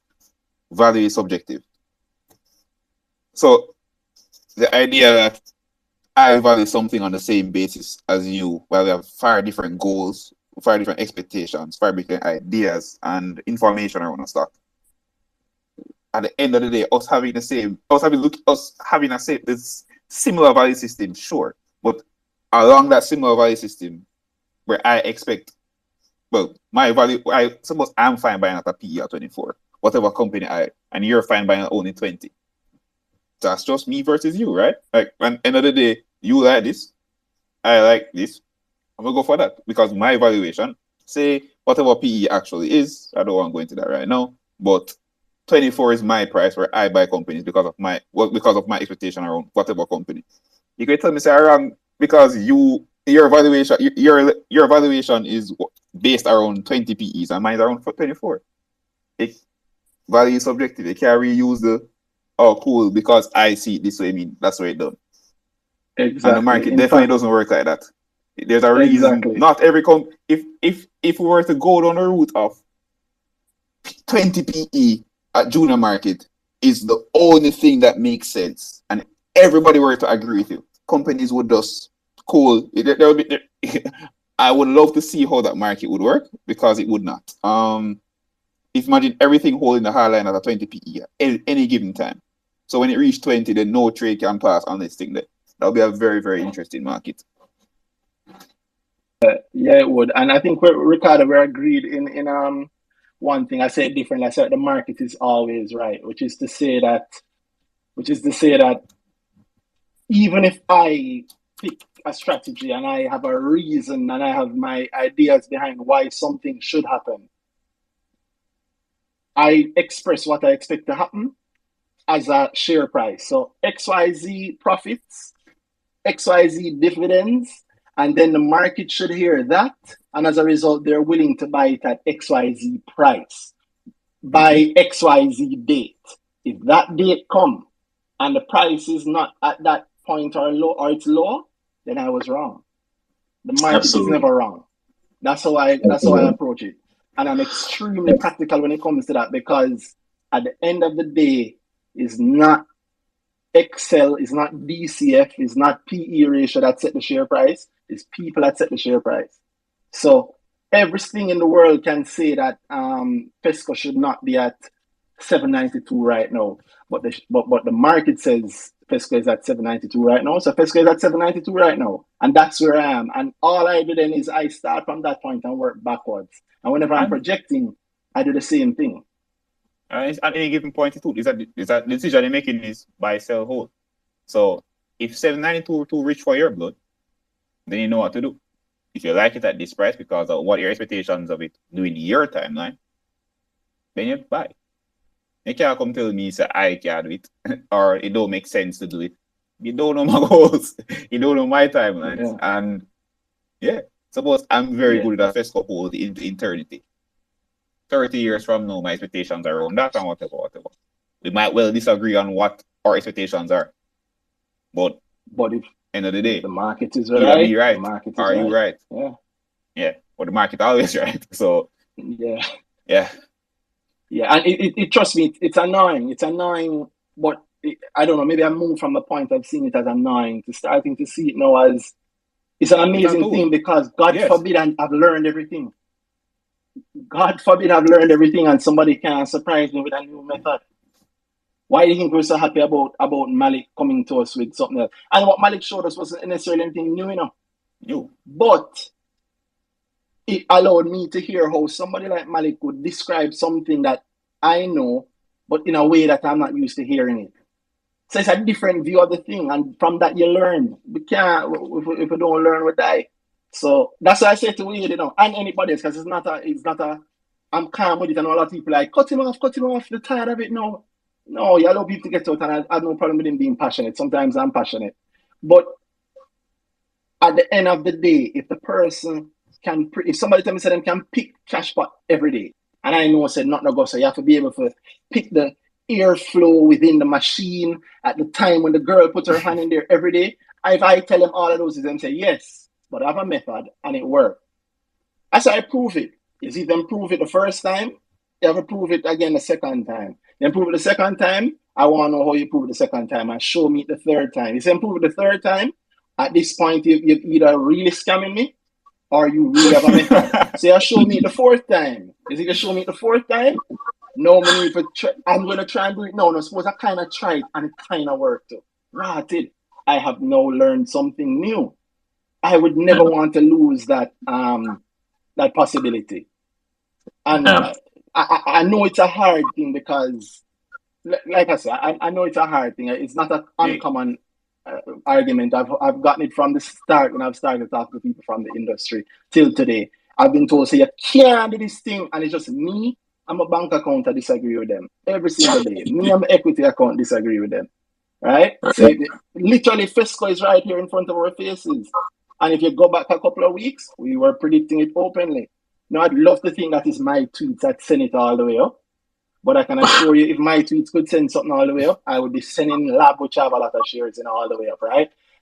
Every time I buy something, I'd be telling the market versus what the people that know me actually know. Actually, most times I don't talk about what I'm actually in.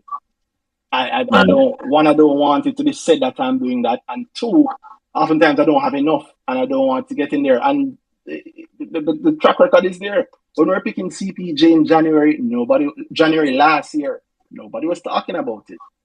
Right? When we were picking Fesco a few months back, nobody was talking about it. When we were picking Dolphin Cove months back, nobody was talking about it.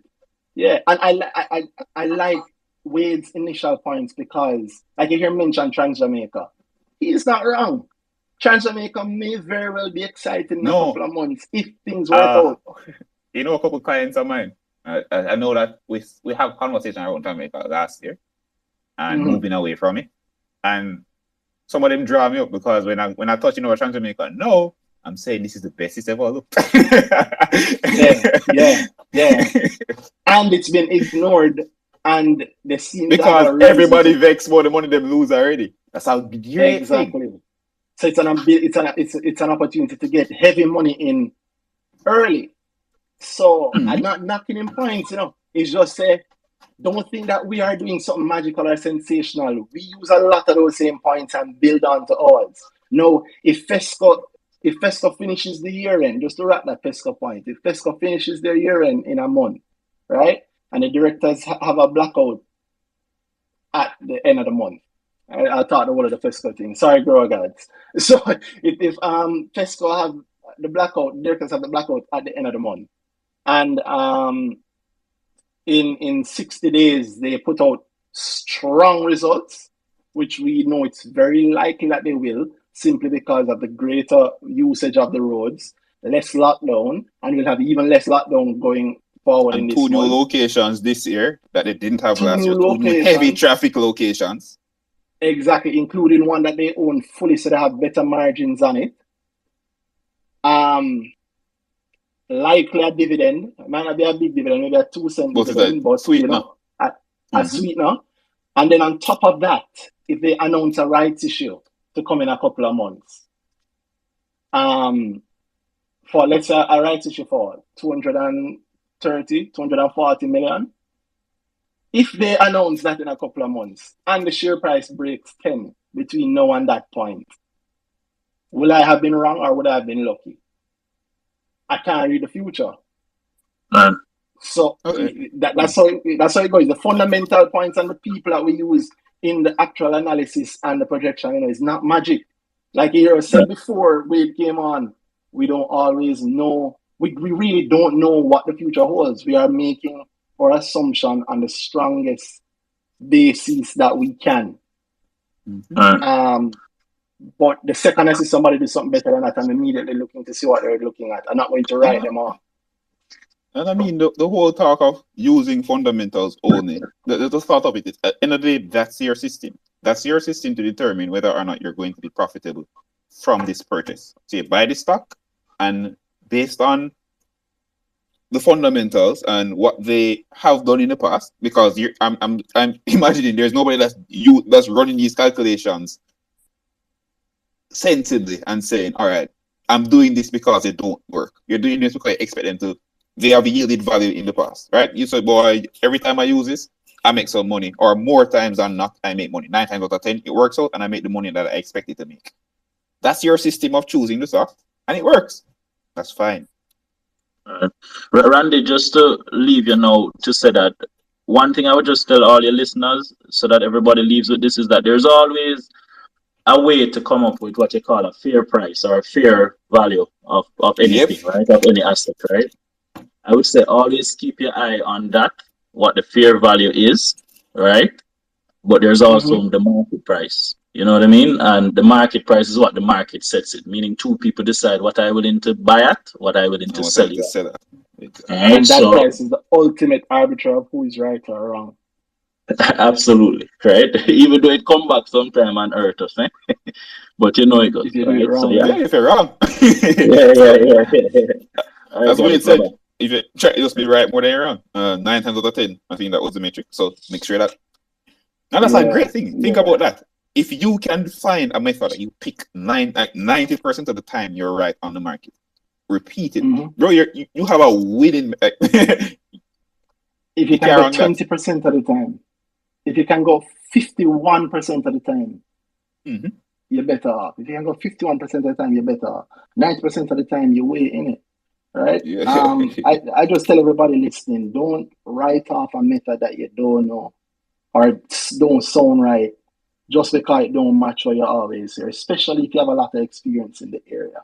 It's a common mistake that leads to people across making many less fields. money than they should. Yeah, man. Across many fields, not just in investing. Investing was nice because the market allows you to see on this date whether or not you are correct, right? Either the share price is there or it's not there. Thank you very much for that, Ricardo. No problem, boss. Good job. Best up. Yeah, man. Good job, guys. Ooh. Yeah, man. Respect. Ooh, that one was fiery, boy. I actually wouldn't mind having a conversation with Wade again another week, or in a couple of weeks maybe. And yeah, in a couple of weeks. I should point. I think there's some things out. Go. No, yeah, I just want to point out to people listening to that. Don't be surprised if at some point over the next 3 months or even less, fiscal share price falls. It's not that stocks. Yeah, that stocks. That's how it works, right? I'm not saying that it must be up here and must be down there at a certain level. I have the points that I've put out that I expect to impact the market a certain way. And we'll see what it does, but it can fall for any reason. I mentioned the directors buying. Who knows when the director listen to this and go, hey guys, let's ease off the buys for a while. Right? let's leave it alone this month. Let's wait until after the next set of results. And they don't buy for 60 odd days. They could choose to do it. I don't know, but don't think that the share price can't fall. Don't think I'm saying that the share price must fly and stay up there. No. Think of what I'm saying, why I'm saying it, what I expect for it, when I expect it, and look to see if those things happen.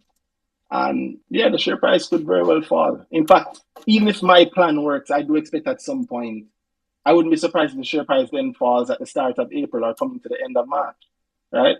Falls between April and May. And coming April 1, it starts spike.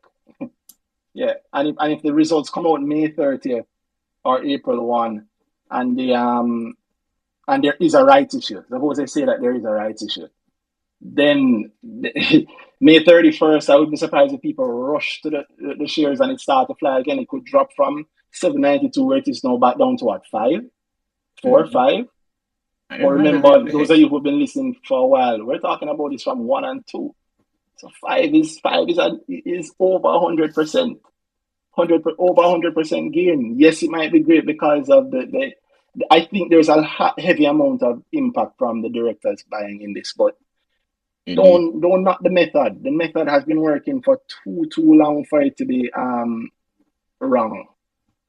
Don't knock the method. You might have a better one. I'm always willing to hear it, but don't knock the method. Yes, Malik. Malik, maybe this one is maybe this one is a one that's your night, Malik. Your night, Malik. Because a couple months ago, we were the Wade. Malik, you can unmute Malik. You're in. Hello? Yeah, Malik, we're here. I thought you were talking a while ago. I fell out to the chat a while ago. My Wi-Fi was giving problems, but you want me to go now? You say Wi-Fi? No, my Wi-Fi. Flow. I would never Wi-Fi flow. Horrible Wi-Fi. But anyway, wow. Bad joke. Anyway, yeah, bad joke.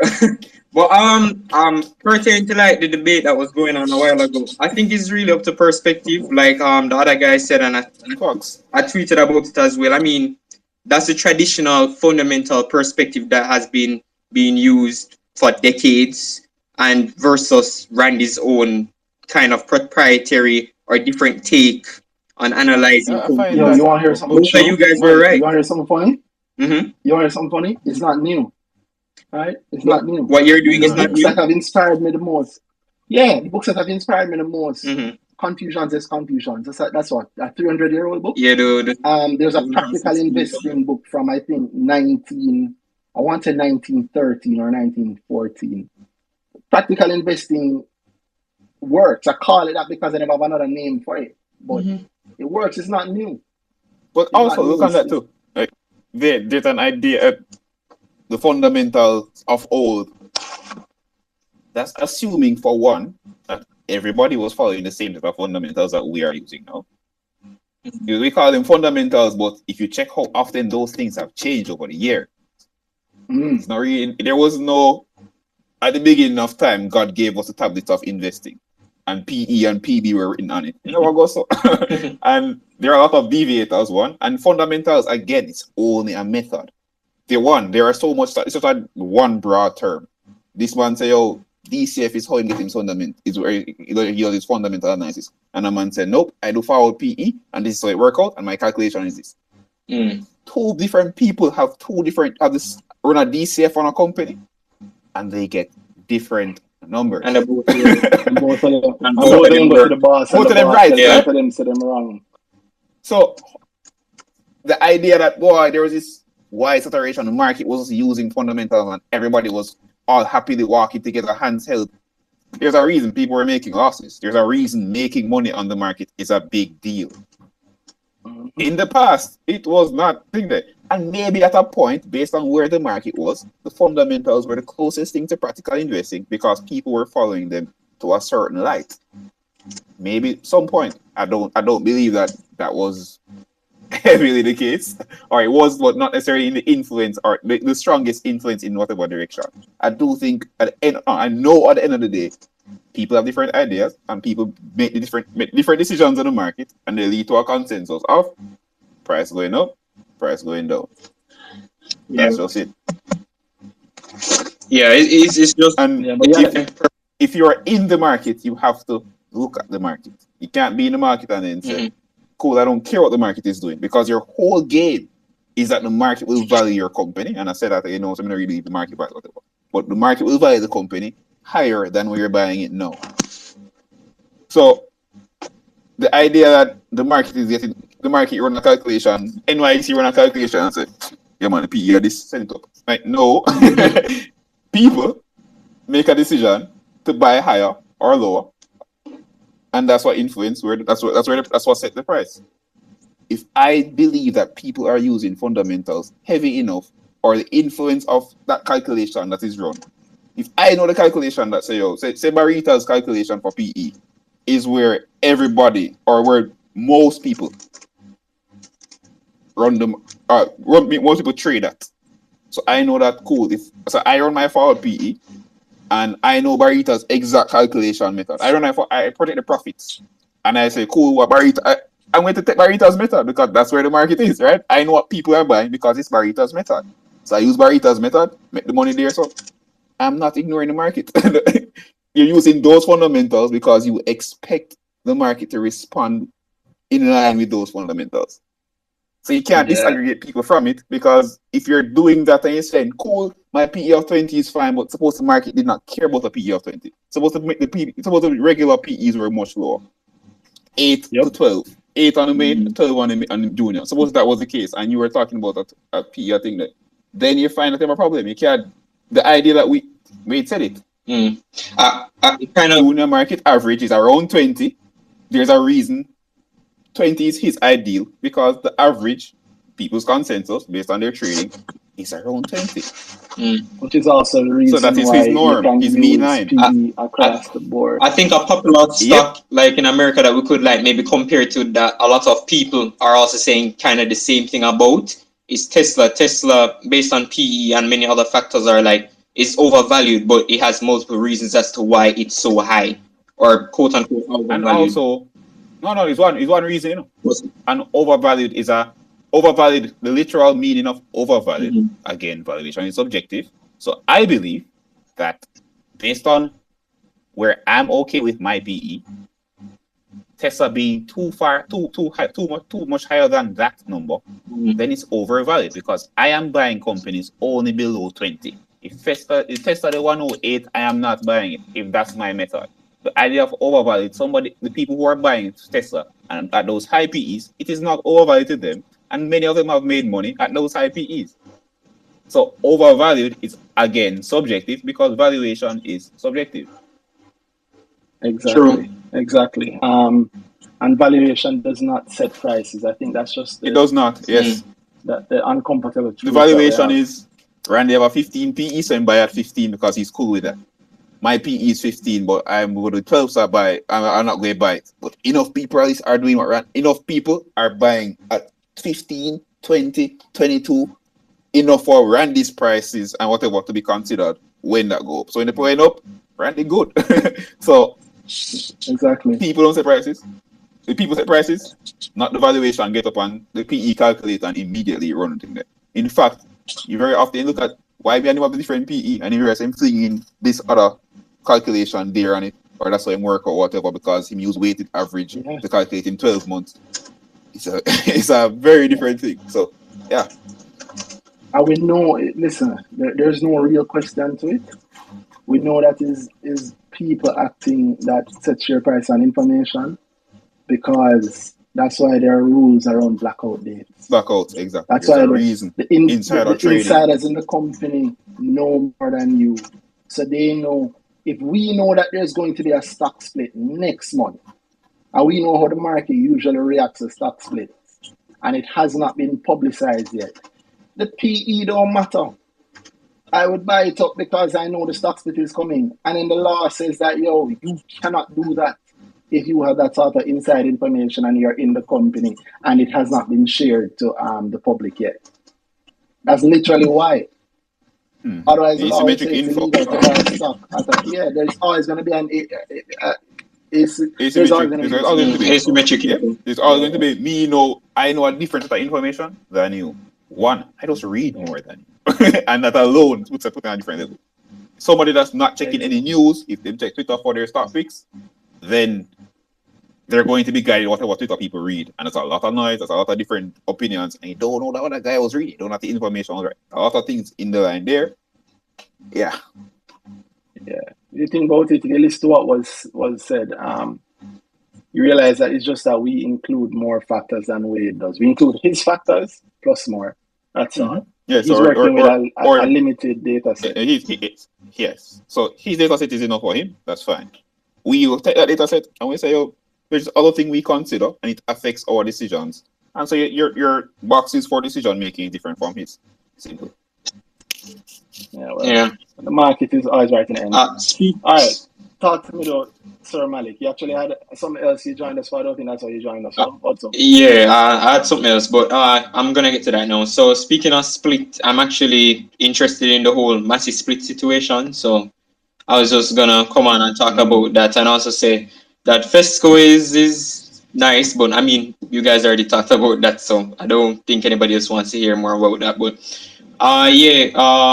Massey splitting, the 20-1 split is supposed to take place on March 11. So I'm excited somebody about tell me that today. Somebody tell me today that that the news just dropped. The what? The news was no. That's not a ridicule moment. That's just different information. But the thing is, really, that's the interesting part. Look at today's trades compared to before. Last week. The truth is, people not really checking things there. Nobody checking Trinidad. Most people aren't checking the Trinidad market to find out that people didn't know Massey was coming until most people don't even actually research. I'm painfully, a lot of the experts don't research. I made a tweet earlier so you can apply so much to the market. If you simply just read the basic stuff that is put out from companies on the market, you're already ahead of a vast majority of the people. If you read and understand them, you're ahead of even more. If you read, understand, and project based on them, it's almost unfair. So that's the thing that we've used to beat so-called experts year after year after year after year after year. simple, just common sense. If you're looking for complication, the market is never complicated. So massive stock split. If you're just hearing about it and you say you're serious about the market, you're not serious about the market. The split was public before they even came to Jamaica.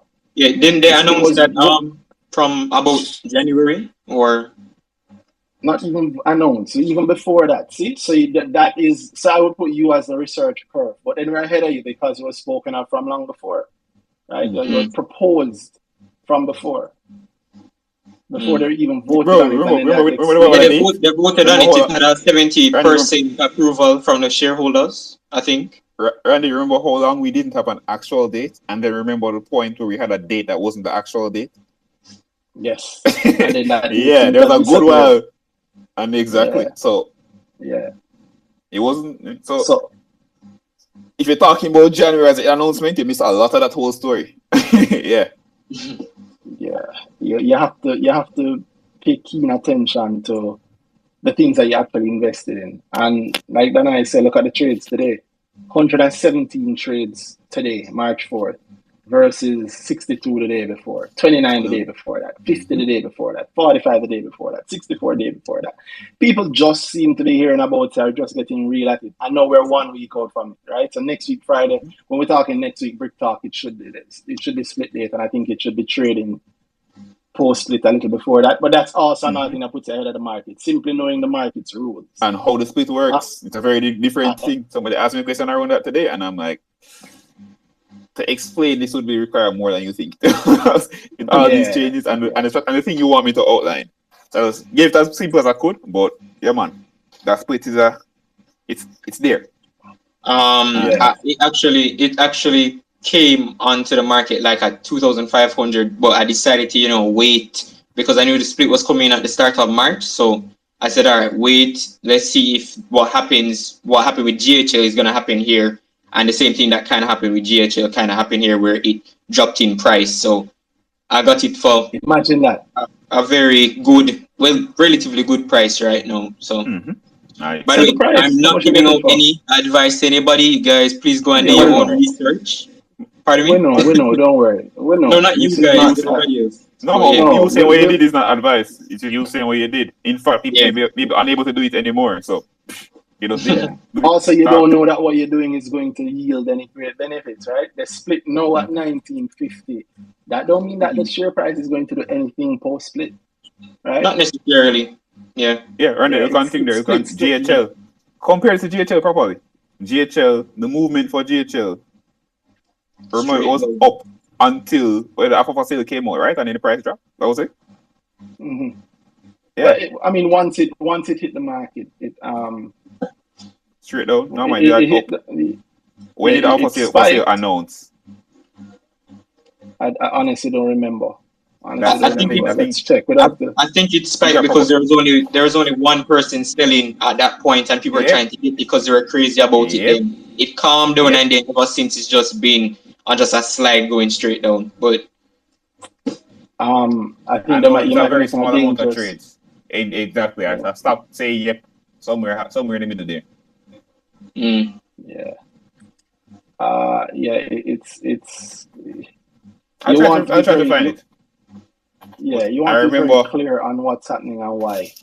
But it lists in May of 2021, May 5th, there's a nice little spike, and then we see the fall, because the truth is, triple-digit stocks, majority of the market still thinks of it as expensive. And more importantly, a good part of the market, especially the more active part of the market, thinks that the market thinks of it as expensive. So it's almost like you're causing your own thing. It's like how the fear of inflation oftentimes causes inflation. Yeah. Exact same thing, yeah. Yeah, feedback loop. You know how often that happens? People afraid of the stock, so they're selling because they're afraid the stock falls, so they sell and see that fall, but you're the one that made it fall. So you very often you'll be fine if you were not in that queue selling the stock you believe so much in, right? Yeah. Here's what I think could be a bad thing for Massey. The split next week, Friday split. They do that 20-1 split. They don't know to Well, if they split at 1950, they're splitting down to, what is that? 97.50, right? And then that's still close to $100. So everybody wants to buy it when it's below the 100. Nobody wants to buy it above 100. And at this point, they are one of the more undervalued companies on the market. If they were to be at their true value, they'd be the largest company on the JSE by market cap. So I think they're there. And then they may very well have an APO. What then? What happens when they have an APO, right? Because there's a reality of the APO. In addition to it screwing usually minority shareholders previously, it also tends to create a kind of price ceiling. JMB still struggles with its APO price ceiling, right? Detail gonna lead. Go ahead, Danhai. Detail gonna lead now. Yeah, detail seems to be spiking a bit now, but I don't know how long that can last. But I'll do JMB first. So JMB seemed to be, JMB was at $50 per share when they had their APO. And that was what? 2019 or 2018? 2019. Oh, and you see that drop? JMB APO? Yeah. JMB never had a... They had an APO. They didn't have one like 2020. Or am I thinking the wrong company? 2019 going to 2020, I believe. Yeah. Barita also had an APO summer 2020. And it kind of has a price ceiling itself as well. Barita, I separate Barita because of how Barita does it. Look at Barita's ceiling now, boss. It's not the APO price. Yeah, it's a very so September 2019 and late 2019 is when they did their APO, $38 per share, if memory serves me, 38 something per share. And notice when the notice of it came out in 2019, August 2019, right? August 2019, we're at $52 per share. A heavy drop going into October, the end of October, to $40 per share. APO is at 38 odd. A little bit of a rise going into 2020. Then along came Trans Jamaica, which kind of made people rush to the same sort of people who want that sort of steady gain are the people who I think would buy JMB. Same sort of people I think would buy Trans Jamaica, especially at IPO the way it was marketed. And then came COVID, and then came reality, and it stayed there for literally, we're talking about 2019. Let's say it's the end of 2019. End of 2020, still down in the doldrums. End of 2021, still down in the doldrums. End of 2021, it's at $38.72, thereabout, 67, thereabout, the 38 little bit per share, which was the APO price 2 years before. They kind of caused it on themselves. They created their own price ceiling. And as you've seen, every single time it starts to get close to that $40 mark, it falls. Close to the $40 mark, falls. Close to the $40 mark, falls. Now it's trading a little bit higher. And you notice it's on bigger buys. So I suspect that there are larger parties that now care about JMB and are buying it up heavily, which is like the sort of thing that can sustain a price increase. And if them stop, it drop. Now JMB might get some exciting news, they might get, who knows what kind of exciting news they could get. I think maybe there are lots of things that could happen. Lots of things I think that can happen with JMB. And if it happens and it's exciting enough, the share price might fly. True. Would you say the same thing about Proven? Proven has been boring for a long time, and they remain boring, Proven has been in this range for so long, and yet 1 year mark. In fact, let's go a little further because the same 2020. They had the same drop around that everybody have around that COVID drop. They've stayed in that area and they continue to stay in that area. Okay. They continue to stay in that area. Sorry, I see Danhai look like him drop out, so I'm just trying to bring him back in.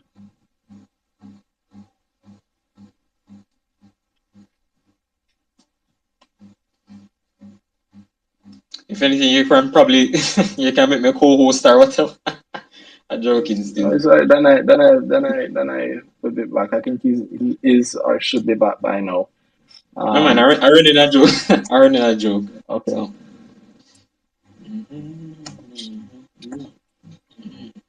Okay, so yeah, you get the idea behind proof. You get the idea behind all of them. Whenever an APO happens, it tends to create a price ceiling. Now I said I separate Barita because Barita, in my view, has done things to encourage their price to not stay below the ceiling. Right? They've done things to try and break the ceiling. And if you look at it, some could say that based on the last APO, they kind of are still behind that ceiling. What was the last APO price? 80. 80? Yep. And what's Barita at now? 89? Hoping over that 90. 90. So they're at that kind of level. They need some. You notice that they might spike, but then they meander back down to it. Spike, meander back down to it.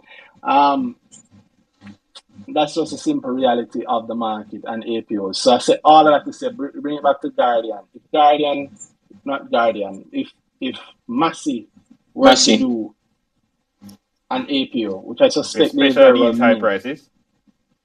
Exactly, especially at these high prices. What could it be? And let's say they do an APO, but they do it at a lower price. So let's say they're at $100 per share post split, and they do an APO at what? 80, 70, 60. All I'm hearing is, yo, bro. Wow. Yeah, that all I'm hearing is them sending themselves further down, you know. If they do an APO. I mean, I continue to be, against APOs like that. It's crazy. It requires heavy institutional investor interest, in my opinion, to maintain a post APO price much higher. Somebody have to buy up all those units, right? You mentioned DTL. DTL look like them trying to come out of it, but it's the first in how long? The very, very first in how long? And I don't know how long it can be sustained. You realize that we have a problem where, like, institutional investors seem to be afraid of buying on the market. Now think about that idea. Like, and I'm not surprised they have the money, you know. Part of the market. That's the sad part. But those, like, who? I want to say without saying. But yes, that. In my experience, there's a general fear from institutional investors about buying shares on the market. And it's a very, very, very weird thing to me. And the hesitancy to the levels where we're in cash for way too much. And you can say to yourself, like, this don't make no sense. Like, everything else lines up to being, you should just be buying something. But I can only get the ideas they come with around it just make some really skewed ideas. I get really upset. When you press them on it, they tell you about the restrictions. You don't understand the restrictions. I understand the restrictions from BOJ. I understand the pension restrictions. I understand the cash flow. There's a reason remember say what I just say? I don't want to say. And I'm saying that because I was coming from the perspective of I'm the guy telling them the restrictions. So what you doing? Cool story. Like, what? Think about that. An asset manager is limited by restrictions. So it should be the case where they're hoping that, as in, they should know the restrictions and they're investing in a way that they can get as much as they can without breaching restriction, right? So that's when certain things have to come in play. But it shouldn't be a point where I'm saying, all right, but why we have so much cash? You're way below restriction. In fact, you're breaching another restriction by doing what you're doing right now. Like, but the fear around this other restriction, which don't make sense, and because I don't think that's the actual fear. Because if that was the case, then you wouldn't be having the problem of me trying to tell you so you should be buying stills. So, yeah. Yeah. Oh, for I guess anyone who doesn't know what a stock split is, it's basically when a company multiplies their shares by maybe like a factor of 10 or 20, and their price is divided. Malik, I cannot believe you complicated the thing. My God, you like, bro. don't worry, Malik. I'll tell people. Don't worry. No, man. I know I deliberately stopped you from finishing it because I don't want the people to be confused. Don't worry, Malik. I'll tell you what it is. In the meantime, though, thank you, Malik. I'm going to ask Toussaint, who has been waiting for a long time to talk. And Toussaint, before you talk, Malik, listen to this. I'll explain what a stock split is. A stock split is like making change.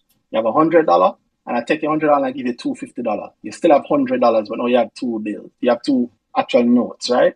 That would be the same as a 2-for-1 stock split.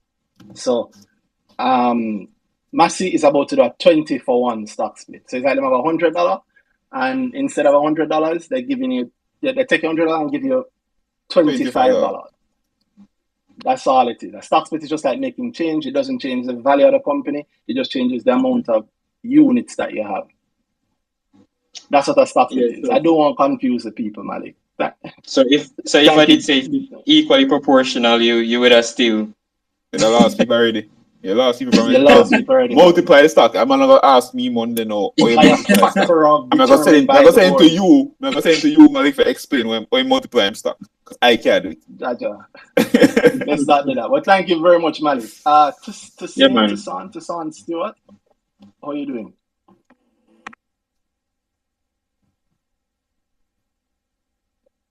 I see you unmute, but I'm not hearing you. Indeed not. You hear me now? Yes, sir. Hearing you, man. I hear what's going on, boss? What's up?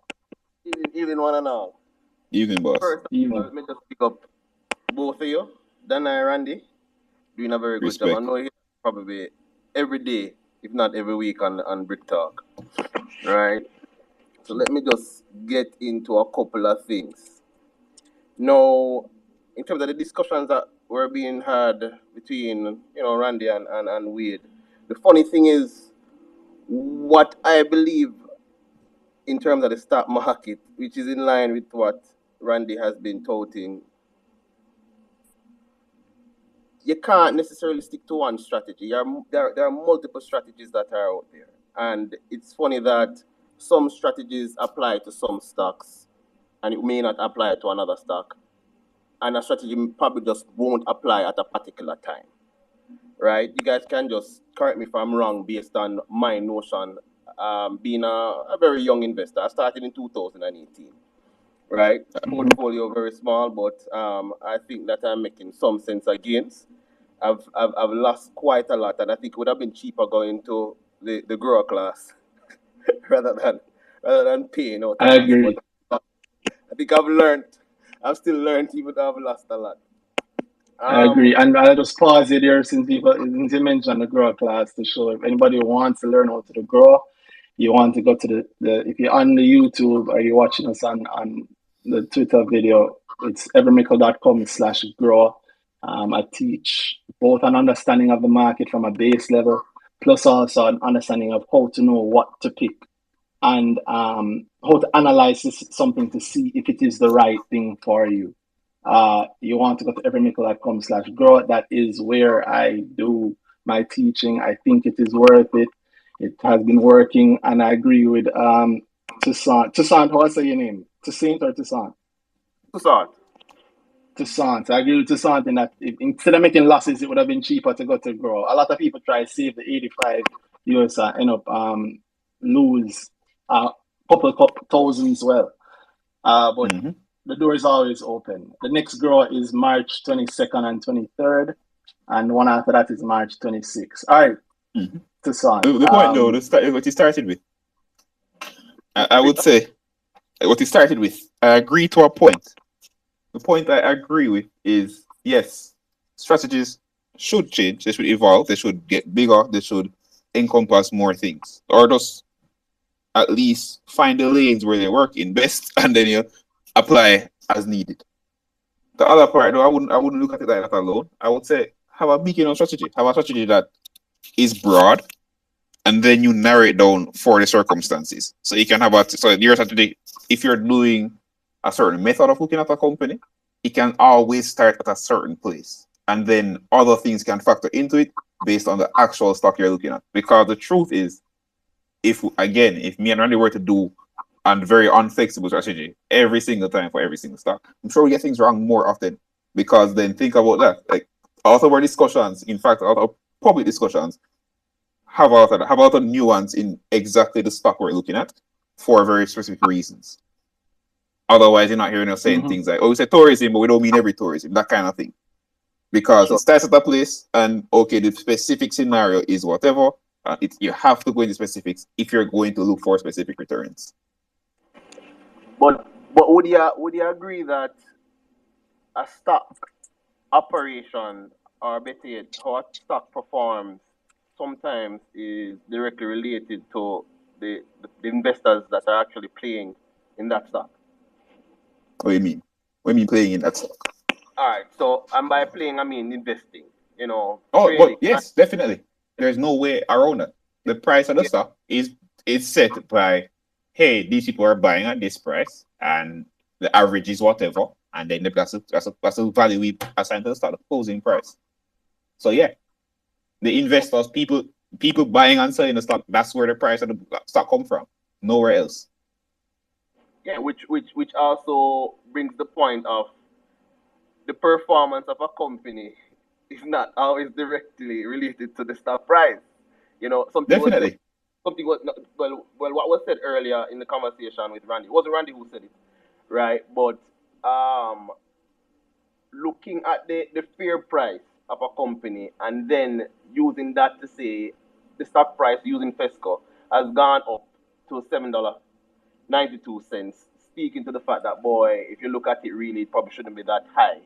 But I think Ricardo said it well. Based on the performance of the company. But really, look at, if I use Tropical seemed to be performing well, but the stock price was really moving. And that's an example. Use Cygnus. I find use Cygnus. Definitely, great example. Right. So you can't really look when it comes down to the stock market. I think you have to separate, in some sense, when you're trying to trade on the market, the relationship in terms of the performance of the company. Yes, look at it. We said that already, Yeah. In terms of what we said exactly was, and in fact, we said every single method is used because it is expected that the method does that. That the method predicts what people will be doing, because what you're predicting is a stock price. The movement you're predicting or whatever, if it's 15% up, what you're actually saying is 15% on what I bought it for is where I'll be selling, and I'm using this method to tell me that the people will buy the stock up 15%. That's what you're actually doing. Yeah. If that sounds outlandish to you, you need to really take a look at what you're doing. Cool. Like if you're saying, boy, my PE is the only thing I use, and after doing PE, I'm just doing PE for doing PE's sake, not because I think people will be buying based on the PE, then why? Yeah. You're out there. You're setting yourself up for trouble, yeah, man. I tell you to come to grow. I can assure you of this. If it is not worth your while when you're done, if you thought it couldn't help you, I'll be the first person to apologize and give you back your money. But I've not heard that happen in the at this point. 3 years, almost 3 years that I've been doing it. Right? It works. It works because it is rooted in practicality, to the point where I almost want to say there is one method that works, and it's a method that adjusts itself to whatever the landscape is. Here's one example that I use at Grow all the time. Everybody know what PE is, and if you talk to the typical industry person, they'll tell you that you don't use it for a fund company, like let's say QWI, right? And I mean, you want to use it for QWI, and you just learn what PE is, because I mean, QWI's PE is, look, today's 3.96 times. Look at that. 3.96 times. One of the lowest PEs on the market currently. I remember when we first had our conversation around QWI, and I said to you that, well, you were for using PE, and I was less so. But then your expectation was it's an active fund. These guys are seeking profit. So you're buying the PE because you're buying the expectation of them doing a certain thing in terms of profit. Yeah, and what the joke around that is, look at the PE low, the NAV, and the NAV high. So neither of them are being followed. Exactly. But at least the right buy point also into that, the NAV is what everybody looks at. So if everybody's going to look at the NAV, guess what I have to look at? The NAV. You could have like PE more. Yeah. If that's what everybody's looking at, I just have to look at it too, because I'm no more than the market. I'm no more than you know where I would have think that? I don't want to know that. Go on, continue. I'm going to do a very annoying tangent. Oh, you might do it. Do it to make we hear. Who knows? I was saying, imagine if 20 years in the future, QWI would be dissolved, and what you get is just you get the NAV value, you get the price of the shares, so the NAV paid out to you. There's no way in hell you don't use PE, because think about that. If you're buying based on the NAV, then you have to wait until the NAV print, or you have to be if you're predicting the NAV, then you're using PE, some form of it, because you're predicting the profit. You're looking at 20 years, so you have to be looking for what the profit is in there. So in that, even without it, so even with a liquidation event, because if you think about it, most companies are not doing that, right? But we still make capital gains, whatever. So in truth, PE is a very, very, very sound thing to use for a QWI, because you're expecting on future profit, so you're predicting the NAV. The NAV comes from the profit. The NAV comes from, okay, the NAV goes up or down based on, cool, we made some more money. This is the profit we made. So you're predicting the NAV, so you're predicting the profit. So you have to use certain things like that. There's no way to avoid that. Yep. In fact, if you remember, Danhai, when I said to you when QWI was just listed, I listed and it dipped. And I said, yo, you know when this thing is going to be exciting? Whenever they finally pay their first dividend. And here we are. That's when it's going to be. Yeah. I said it. That's when it's going. And lo and behold, they're now ready to pay their very first dividend. Right? Here we are. Price move. Nice a dividend move. At 3.5 cents, which, what is that yield? At 3.5 cents, what is that yield? It was at 85, it was around almost 4. It's 3.4% no. At current percent, which is one of the highest divs ever. But when it was announced, February 15th, I mean, price is 98 cents. Yeah. So look at that. You see the market kind of reacting. The grow subscribers, people who grow on here, we talk about dividends and how yes, they can maybe influence the price a bit, influence how people rush for the price a bit. Yeah, look at this is a great example of it.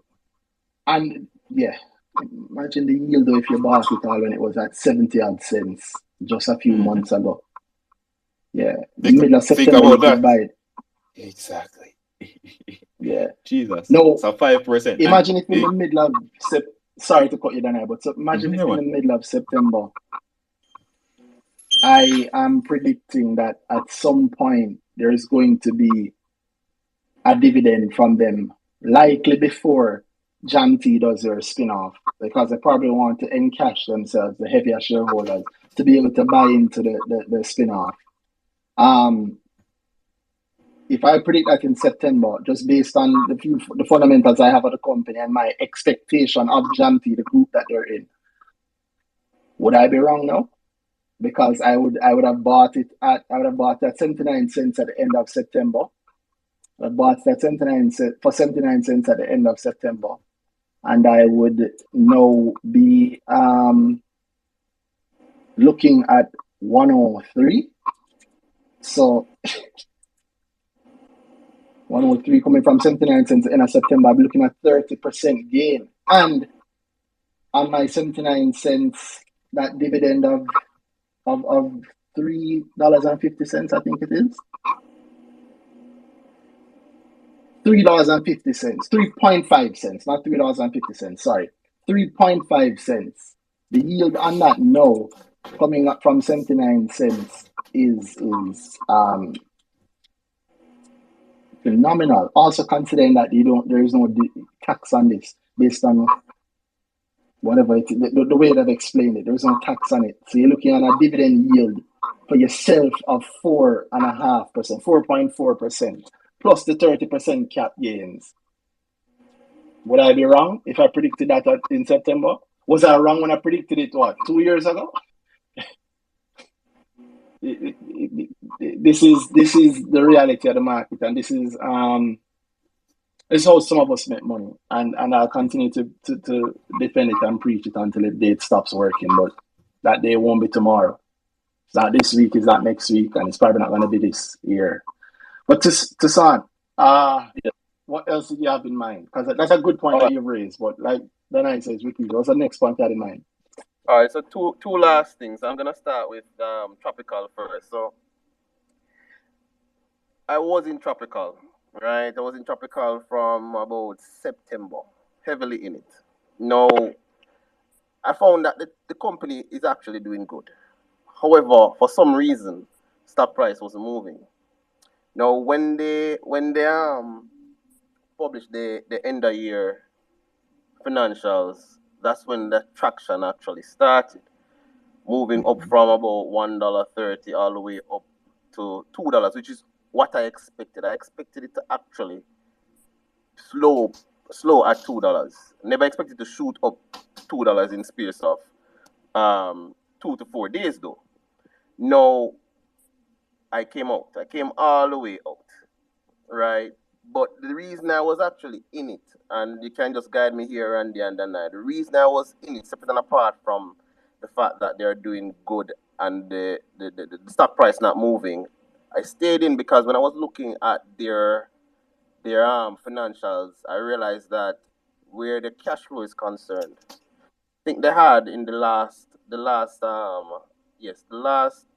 end of year financials, the cash flow was like 100 and I think 70, either 140 odd thousand, 140 odd thousand, 40 odd million, sorry, or 170 odd million.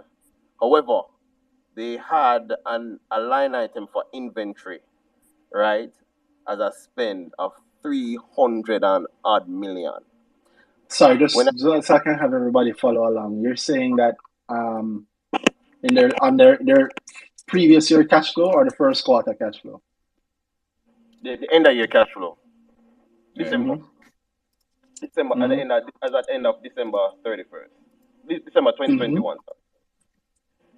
Yeah. So when I looked at that and I read through now, because you always speak about this, reading the financial statements.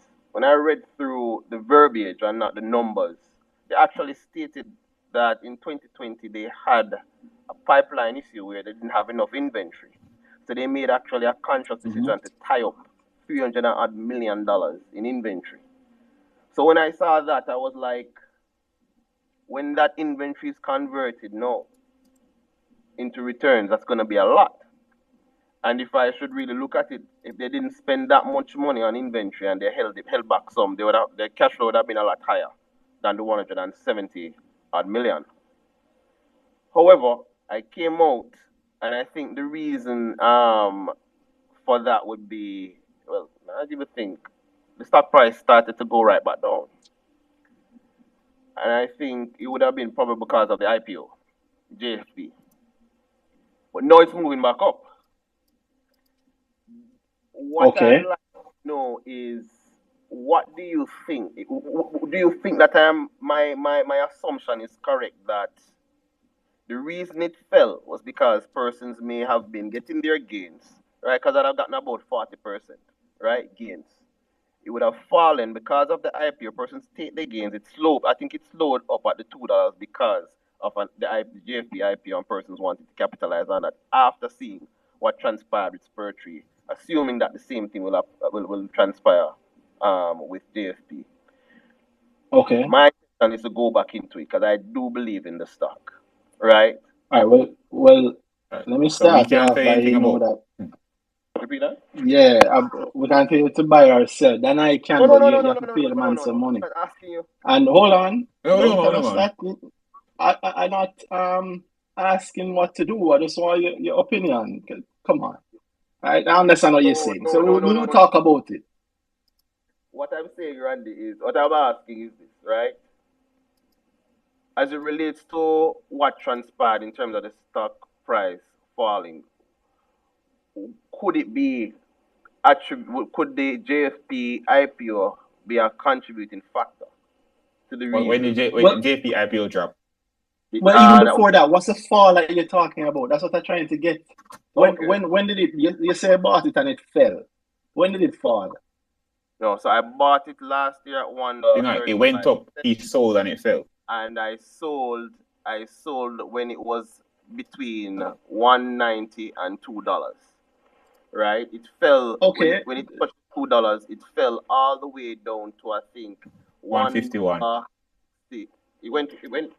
I think it won $1.60 odd cents. $1.50. So here's the thing I'm confused by. Hold on. Help me out. Just I want everybody watching to also be able to follow along. You say you bought it when, like January last year? No, September last year. September last year. So you bought it at like 130 odd. Yeah, 135 average, because it would have been multiple buys because the price was fluctuating. Okay, and you sold it when?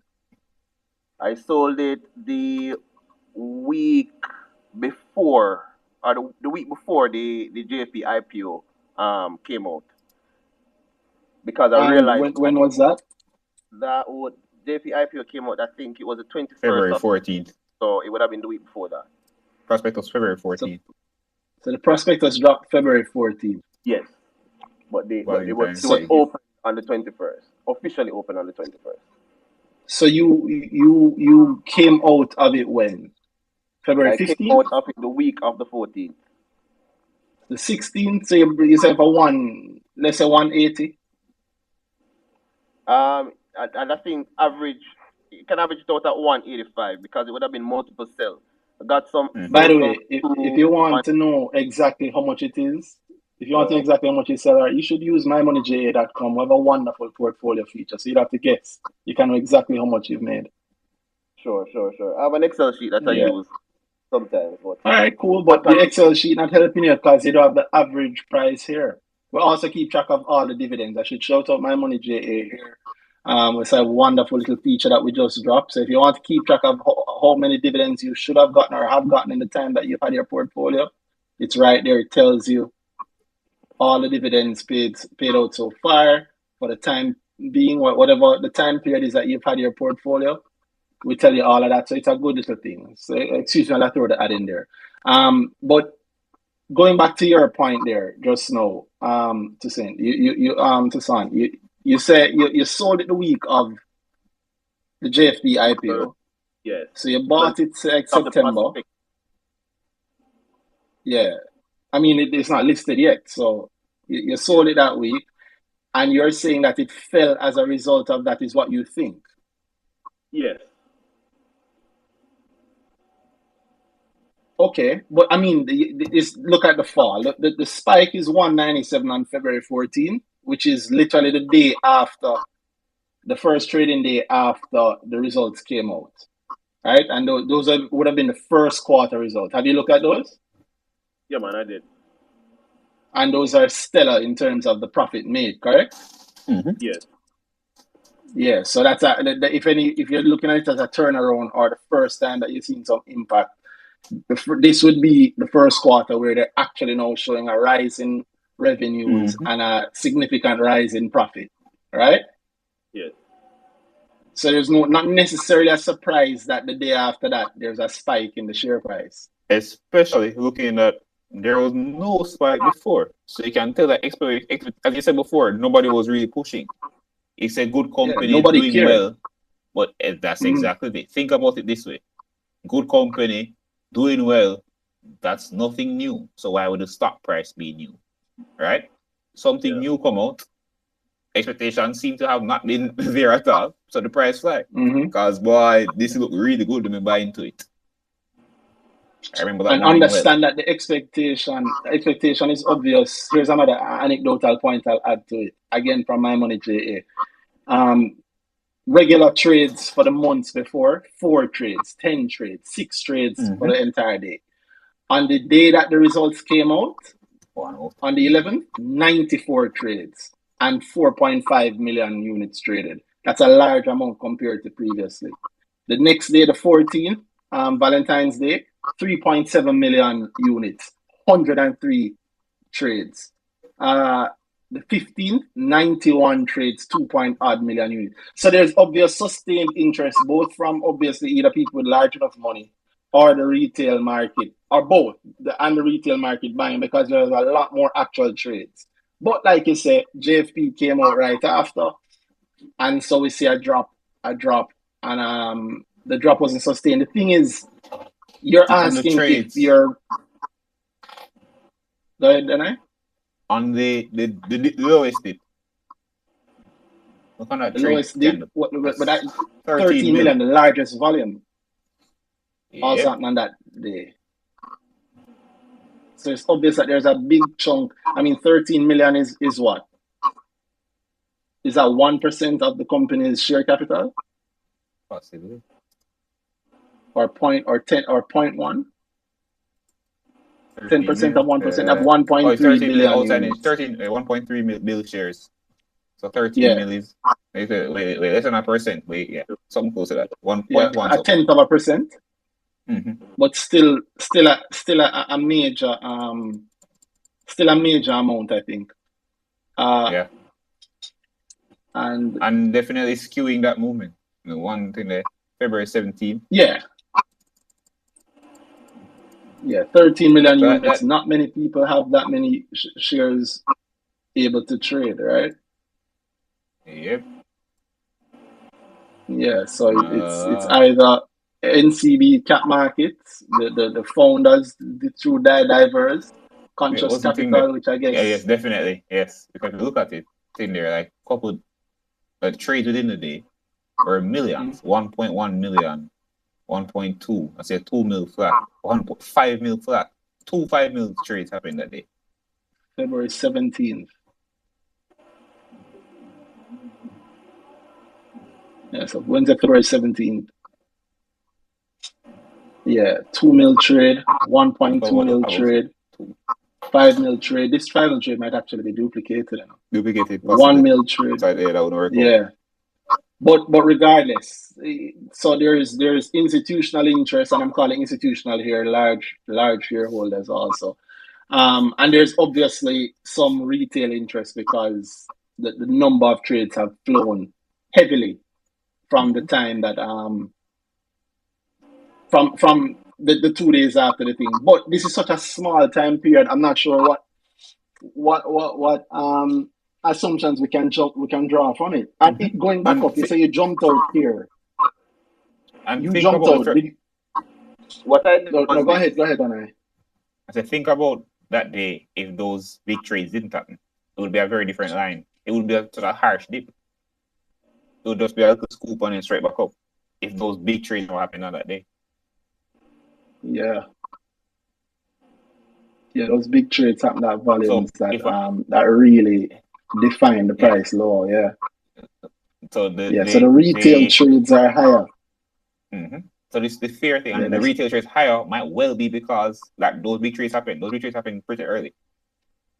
No, well, I think the retail started 170. You get the big trades. Sorry. Yes, you're right. I was looking at the next way. I was scroll down for earlier. Scroll up for earlier. But yeah, thing there. Yes, yeah. But even with but they're lower. Okay, so that doesn't count into that.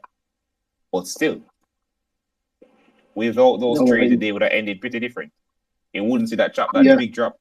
So the fear from the retail or the exit from the retail to go to Spur 3 or go to JFP may not have been as low as you think it is. It might not have been as strong. So I don't know that it's very good timing for something like that to happen. So it could attribute a lot of it to it. But it makes sense. It does make sense. It does. I can very well see that as a strong point for why thing there. IPO come out later, the IPO close, we back up. Yeah, in fact. No, it closed at $2.18. Yeah. Yeah, because it's going back up. Yes. No, what attention move. Yeah. If it's the IPO looking at. So no, I'm not looking at the IPO. I'm just thinking that may have been the That's exactly what I mean. That's what I mean. I'm not saying you're looking at it to do. I was saying if that's the reason you're assigning to it, that would be in line. That would make sense. Cool. Yeah. The thing is, I just have I apply the rationale as I have said. I've learned by spending a lot more by losing on the stock market. I try informally, right? I get my gains, probably some accidental gains as Randy would call it, right? But I still learn along the way. Not Randy Kite, I just it is what it is. I'm just I'm just if the accident is an accident. Yeah, I'm just asking for clarity to see if some of my assumptions and some decisions that I've taken so far, not having that formal knowledge, getting the opportunity to go to grow, if, I could be still, somewhat able to independently continue. All right, so remember, there is no magic at grow.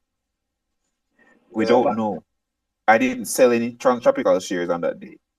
I don't have any tropical shares, so it's not a bought and never sell. To be clear, and I don't think it's a bad thing. I know where you get my answer. Yes, I didn't sell any tropical shares on that day, so I can't tell you that the 165 at 12.45 it traded because somebody was leaving. I don't know the person that was selling. I can't give you a reason. No. Oh, I know, man. I'm not saying. I'm the point I'm making is, if I'm speaking a very certain way, which is why, as I said, boy, it could be that because I don't know, and I think it has a lot of weight, and it could be that, but there are other factors there, as I pointed out, with the big trade and whatever. So you never know unless you go get a survey, all JCC numbers, and ask people why they sell, and they answer truthfully. So you're going to have to run assumptions. Yeah, and you know what I'm more interested in though? I'm more interested in understanding. You haven't bought back in, right? No, and that's what I'm gonna get into. So what I did was this. I was in Fesca. I came out last year. What I did was I took the gains and I went into Fesco. What I realized with Fesco is this.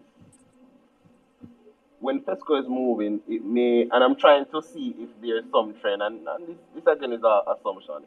It may move up to a point, and once it reaches that point, then I realize that it goes down almost by about 80 cents, right, to $1, and then it starts to go back up. So this is what I did. Fesco is what we're talking about here? Yeah, Fesco. So this is what ask a very simple question at some point when you finish. Sure. This is what I did. Oh, that sounds like a setup, Danhai. I'm gonna ask you. No, it's going to be a very simple question. It might be easy to answer, but just remind me, because I tend to forget things. Cool. So this is what I did. When did the Fesco? I think I got it at $3.05. I'm trying to remember when I got it, but it was $3.05, right? Sold when it went up to $5. Got an average sellout at $4.80, believing that it would have gone down, because I did predict that it's going to go to $5. I predicted that it would have gone to $5 a week before I sold, but I realized that it was trending down, so I decided to sell.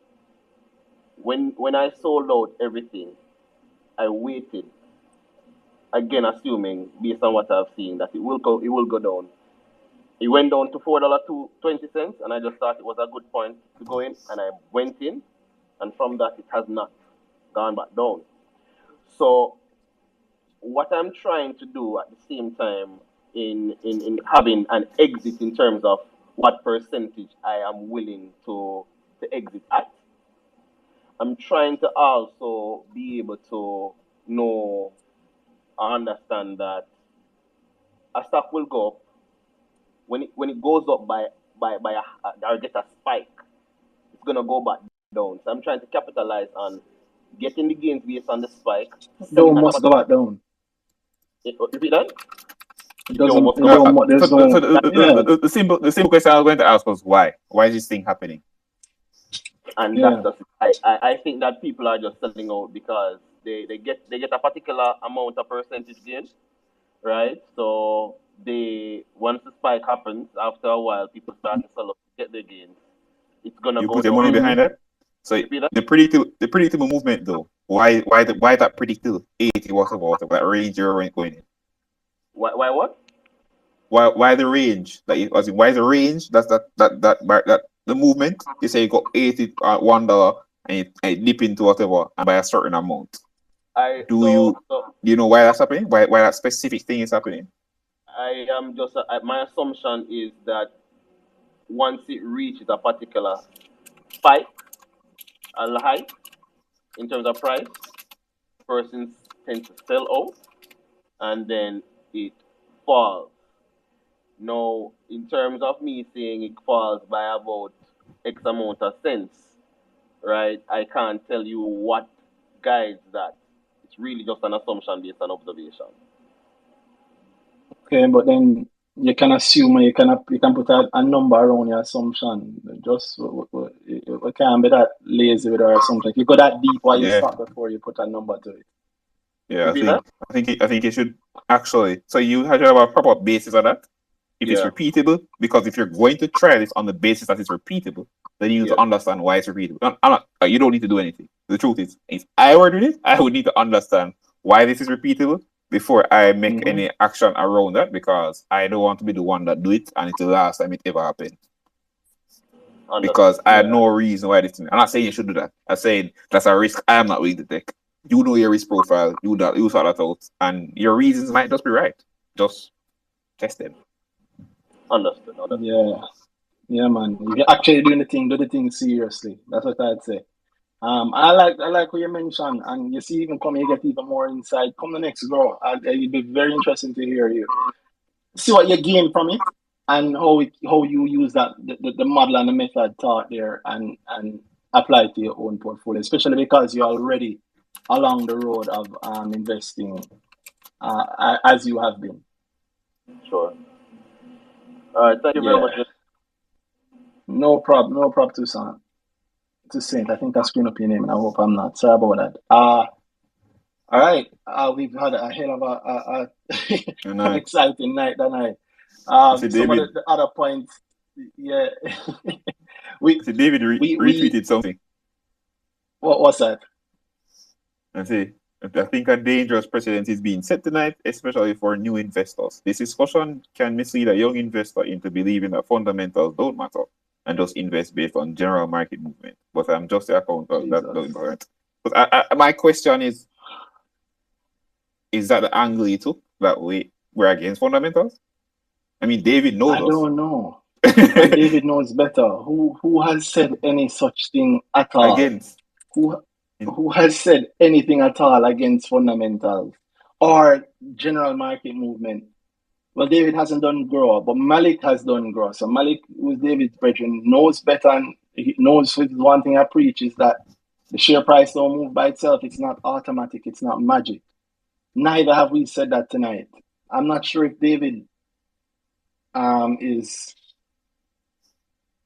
I'm trying to say it nicely. I'm not sure if David's comprehension of what was.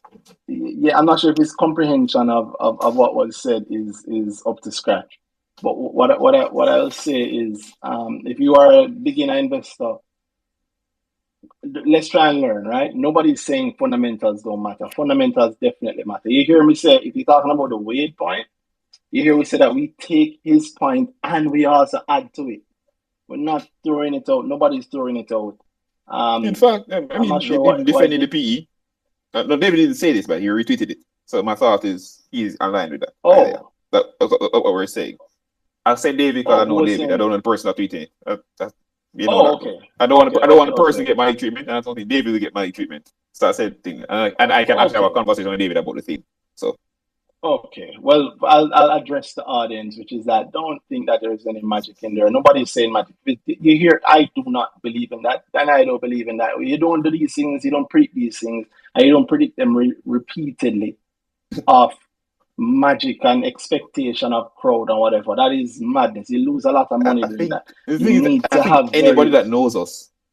No, we speak very in depth about the company itself as a basis for what's going to happen in the market. Yeah, even for FESCO, it's company points and expectations around company points that we use as a prediction. Sometimes it's tiring. I think the people who think that they spend so much energy trying to prove that we're wrong, they forget that they're supposed to try and listen and make some money. Right? If we're wrong, the people are wrong, the market proves it. If your portfolio has rewarded you with losses for the last 5 years, maybe you should listen to somebody else. Maybe your fundamentals aren't what you think they are. Maybe they don't predict what you think they do. And maybe just try it. Try it. Just try it. What's the worst that could happen? You're already losing money. What's the worst that could happen? Try it. That's what I tell people. And if you're a beginner and you haven't tried it,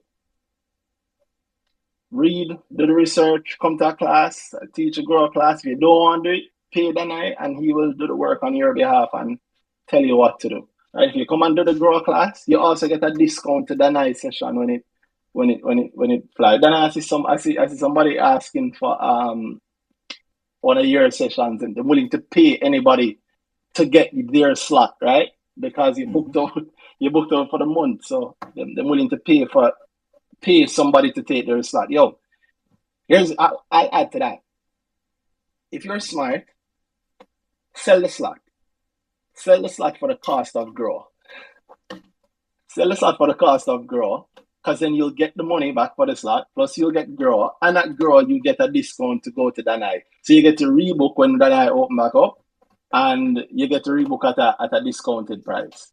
Right? I tell you today. Just got grow for free. yeah. And you just got grow for free. Somebody else would have paid you to do grow. So think it through. Some of the other points that I had done that I wanted us to touch. Well, funny enough, the conversation touched a lot of them, right? Junior market has been flying up. Yes, Fesco has had a large part to do with that, but a record high actually is what I think John Jackson quoted it as. But Fesco itself, I don't think it's actually one of the larger companies yet. Isn't that strange? Or I should check that actually, because I should check that. But Fesco itself is I'm sure helping to drive that sort of movement, but it's not the only one. Lots of financials have come out over the last few days. That I don't know if any of them catch your eye. I think people get tunnel vision, you know. Yeah, there's a lot of recency bias when it comes to the market. Ignore that something else. I can tell you about a stock that we have interest in. That is doing well, much to our chagrin, but it happened, and I don't hear anybody talking about it. I'm not going to say that thing there. I'm not going to say it on the space.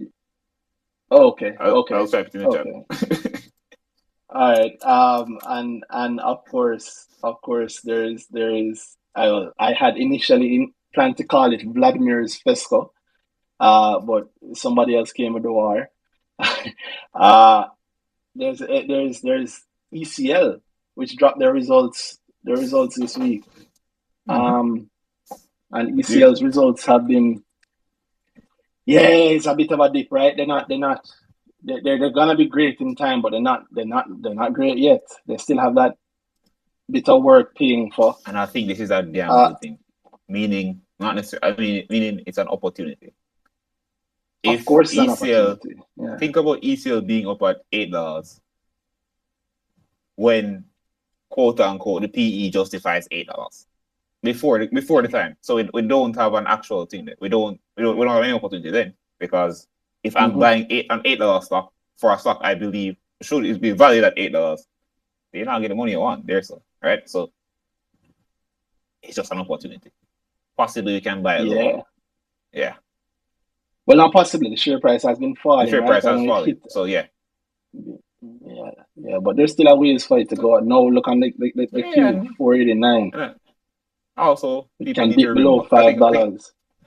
I think thing there. Remember the long term that don't feel so long term when you're losing money. I think people need to just restructure that one, right? If you're actually doing long term with this and you think it's good, I don't think anything's wrong with ECL in the long term. I have a very good outlook on ECL in the long term. So if you're taking a dip now and you're making money next month, then you know what to do, right? Yeah, I mean, I think over a few years, you're actually doing long term. If you're banking on the rise in tourism and the rise and the change in tourism locally, ECL eats off the entry and exit of the majority of the tourists. However, you have to understand what you're talking about, understand the company, understand the market, understand all those factors to know when to buy and when to sell. ECL is a great thing to be buying now, not certainly not when it was a little higher and it'll be a great thing to have bought now and in a few weeks, maybe months or years from now. Definitely years from now, months from now though. And I have a couple of bright things on the horizon. Supposedly the work that they've been doing in Mobile Airport should have ended February 28th. I don't know if it actually ended, but that's when it was slated to end. I think they also did some work around their debt, reworking some of their debt, so that might be interesting. So if the rise in tourism, which I expect has impacted greatly over this quarter, which I think we will see soon, not in Dolphin Cove, because Dolphin Cove is about to give us their year-end numbers, which we know that quarter was strong in terms of tourism. Who knows, Dolphin Cove might have some internal work to make it bad. But we know tourism hitting the island was very, very strongly in that time with CPJ, which is also a great example of the limitations of PE, right? CPJ had a PE over 100 times the first week of February. The results drop and that PE get chopped, right? And if you are able to, when at this point, February 1, when CPJ was at 22.85, CPJ's PE was close to, if not over 100 times. Now, at 14.69, you have a PE of 18 times, which some would say is fairly valid. But I would say, considering that that we're about to get a report in 2 months and a week, I think I wouldn't even mind if it drop a little bit more. That's the truth. When we get that report, act surprised when you hear that the tourism push has been heavy in the first quarter also, and the tourists have remained, and CPG has continued to grow their output. And let me not turn this into another fiscal list here that influencers that drive it. Let's just say that some of us are buying and continue to buy and continue to believe in it heavily. We also have JFP. When do you think you're listing? JFP. You hear about the allotment? We spoke about the allotment last week. So, JFP, fiberglass. So it should be soon, right? Probably, yeah, very, very soon. Very interesting to see how that looks at the start of its listing. Indeed. Eddie Focal had their... No, go ahead. You're saying something, Danhai?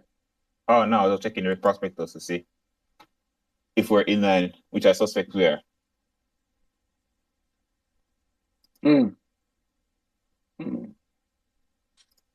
Eddie Focal. Yeah, Eddie Focal has the they close, open and close. We heard Gordon talk about that earlier. As a minute man, a big open and close. Very quick, like the old days on the market. I am, in addition to being proud of him, and so just looking at the market now in terms of the open and close. I know a lot of people might be like, "What the hell is that? Never give a chance to get in." Funny enough, I was talking to another friend earlier, and I was saying to him that it's actually a good thing that it open and close early. Right, because it's not that many units in the IPO to the public, 80 million. I think that if there is if it was left open for long, people would probably be getting some 2% allocations. I probably think. As it is now, I wouldn't be surprised if the allocations are in the 20% region or even lower. It's just the reality of the market now with above all, let's say 5,000 active people buying all the time. You expect that in an IPO, 5,000 people easily. Getting a day, even if it was open for a day, past where it is, we wouldn't get any great allocations. And regardless, I expect a lot of people to be buying it heavily on the market going forward. Other little points I had, the reality of profit, or never being afraid to cash out. Never be afraid to cash out. Well, I don't know. That's something I said in my grower subscriber group when we were talking about FESCO, and a lot of people made a lot of money, and I'm like, yo, that's great and all, but you don't want to fall victim to, and they're speaking directly to the grower guys here, the people who've done grow. How important I met the goal. If you've achieved your goal, you can. It's funny. People get their goals, and then the goal stop mattering because wait, this has done well. Maybe you can do something more, and they forget that I need to pay that thing. I actually was investing to make the down payment on the house. Remember the goal. If you're investing for the down payment and the thing is past the goal, Remember, you want a down payment. So, yes, you can adjust, you can change the goal, not saying another. Just remember, put that in its place.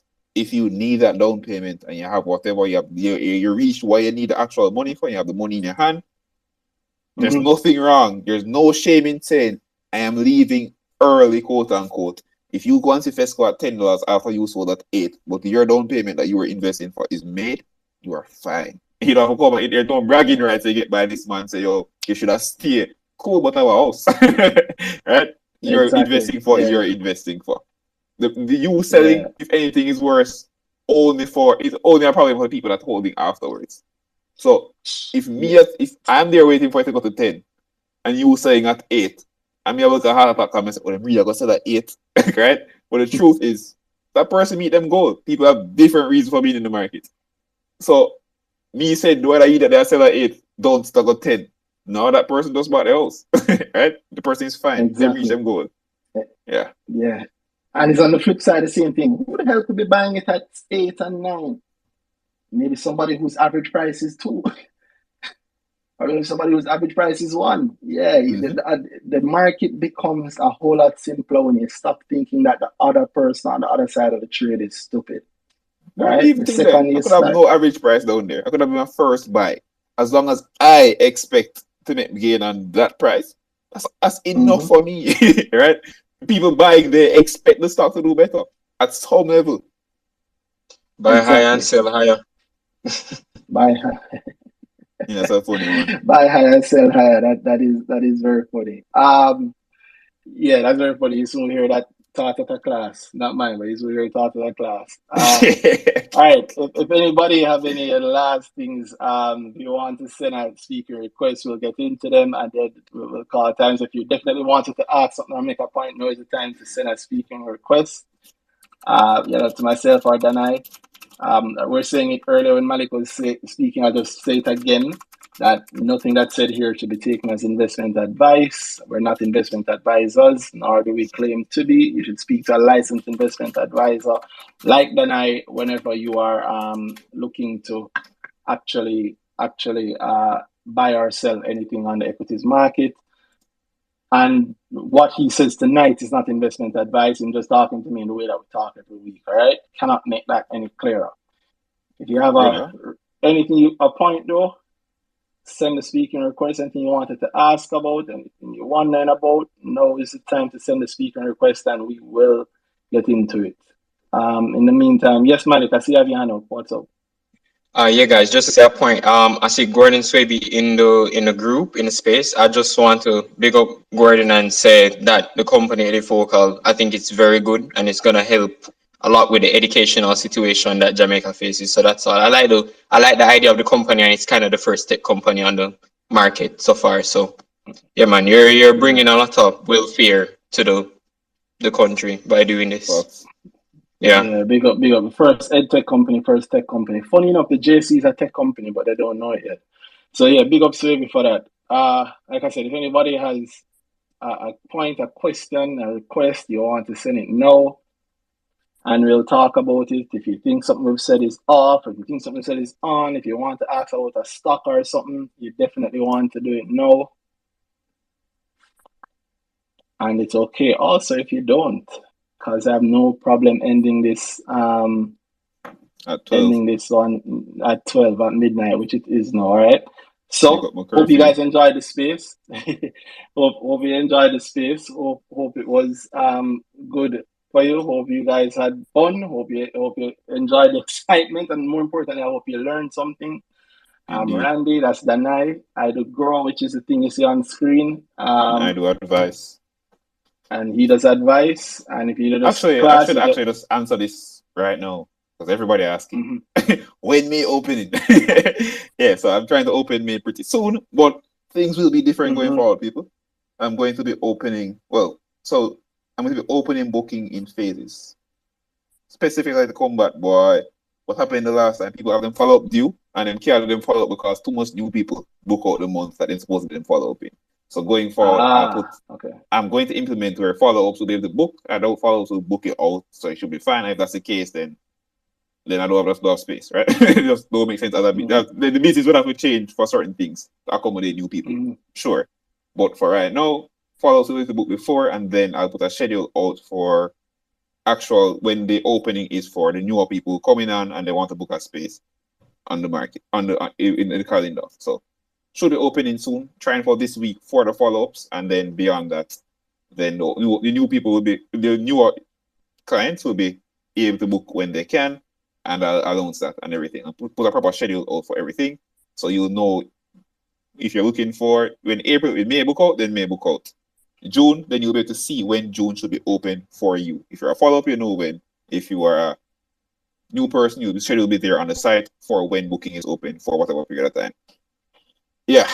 Okay. So that brings some certainty to the people who may have been wondering for a while. Yeah. All right. I hope it's been good for you guys, like I said. Great conversation.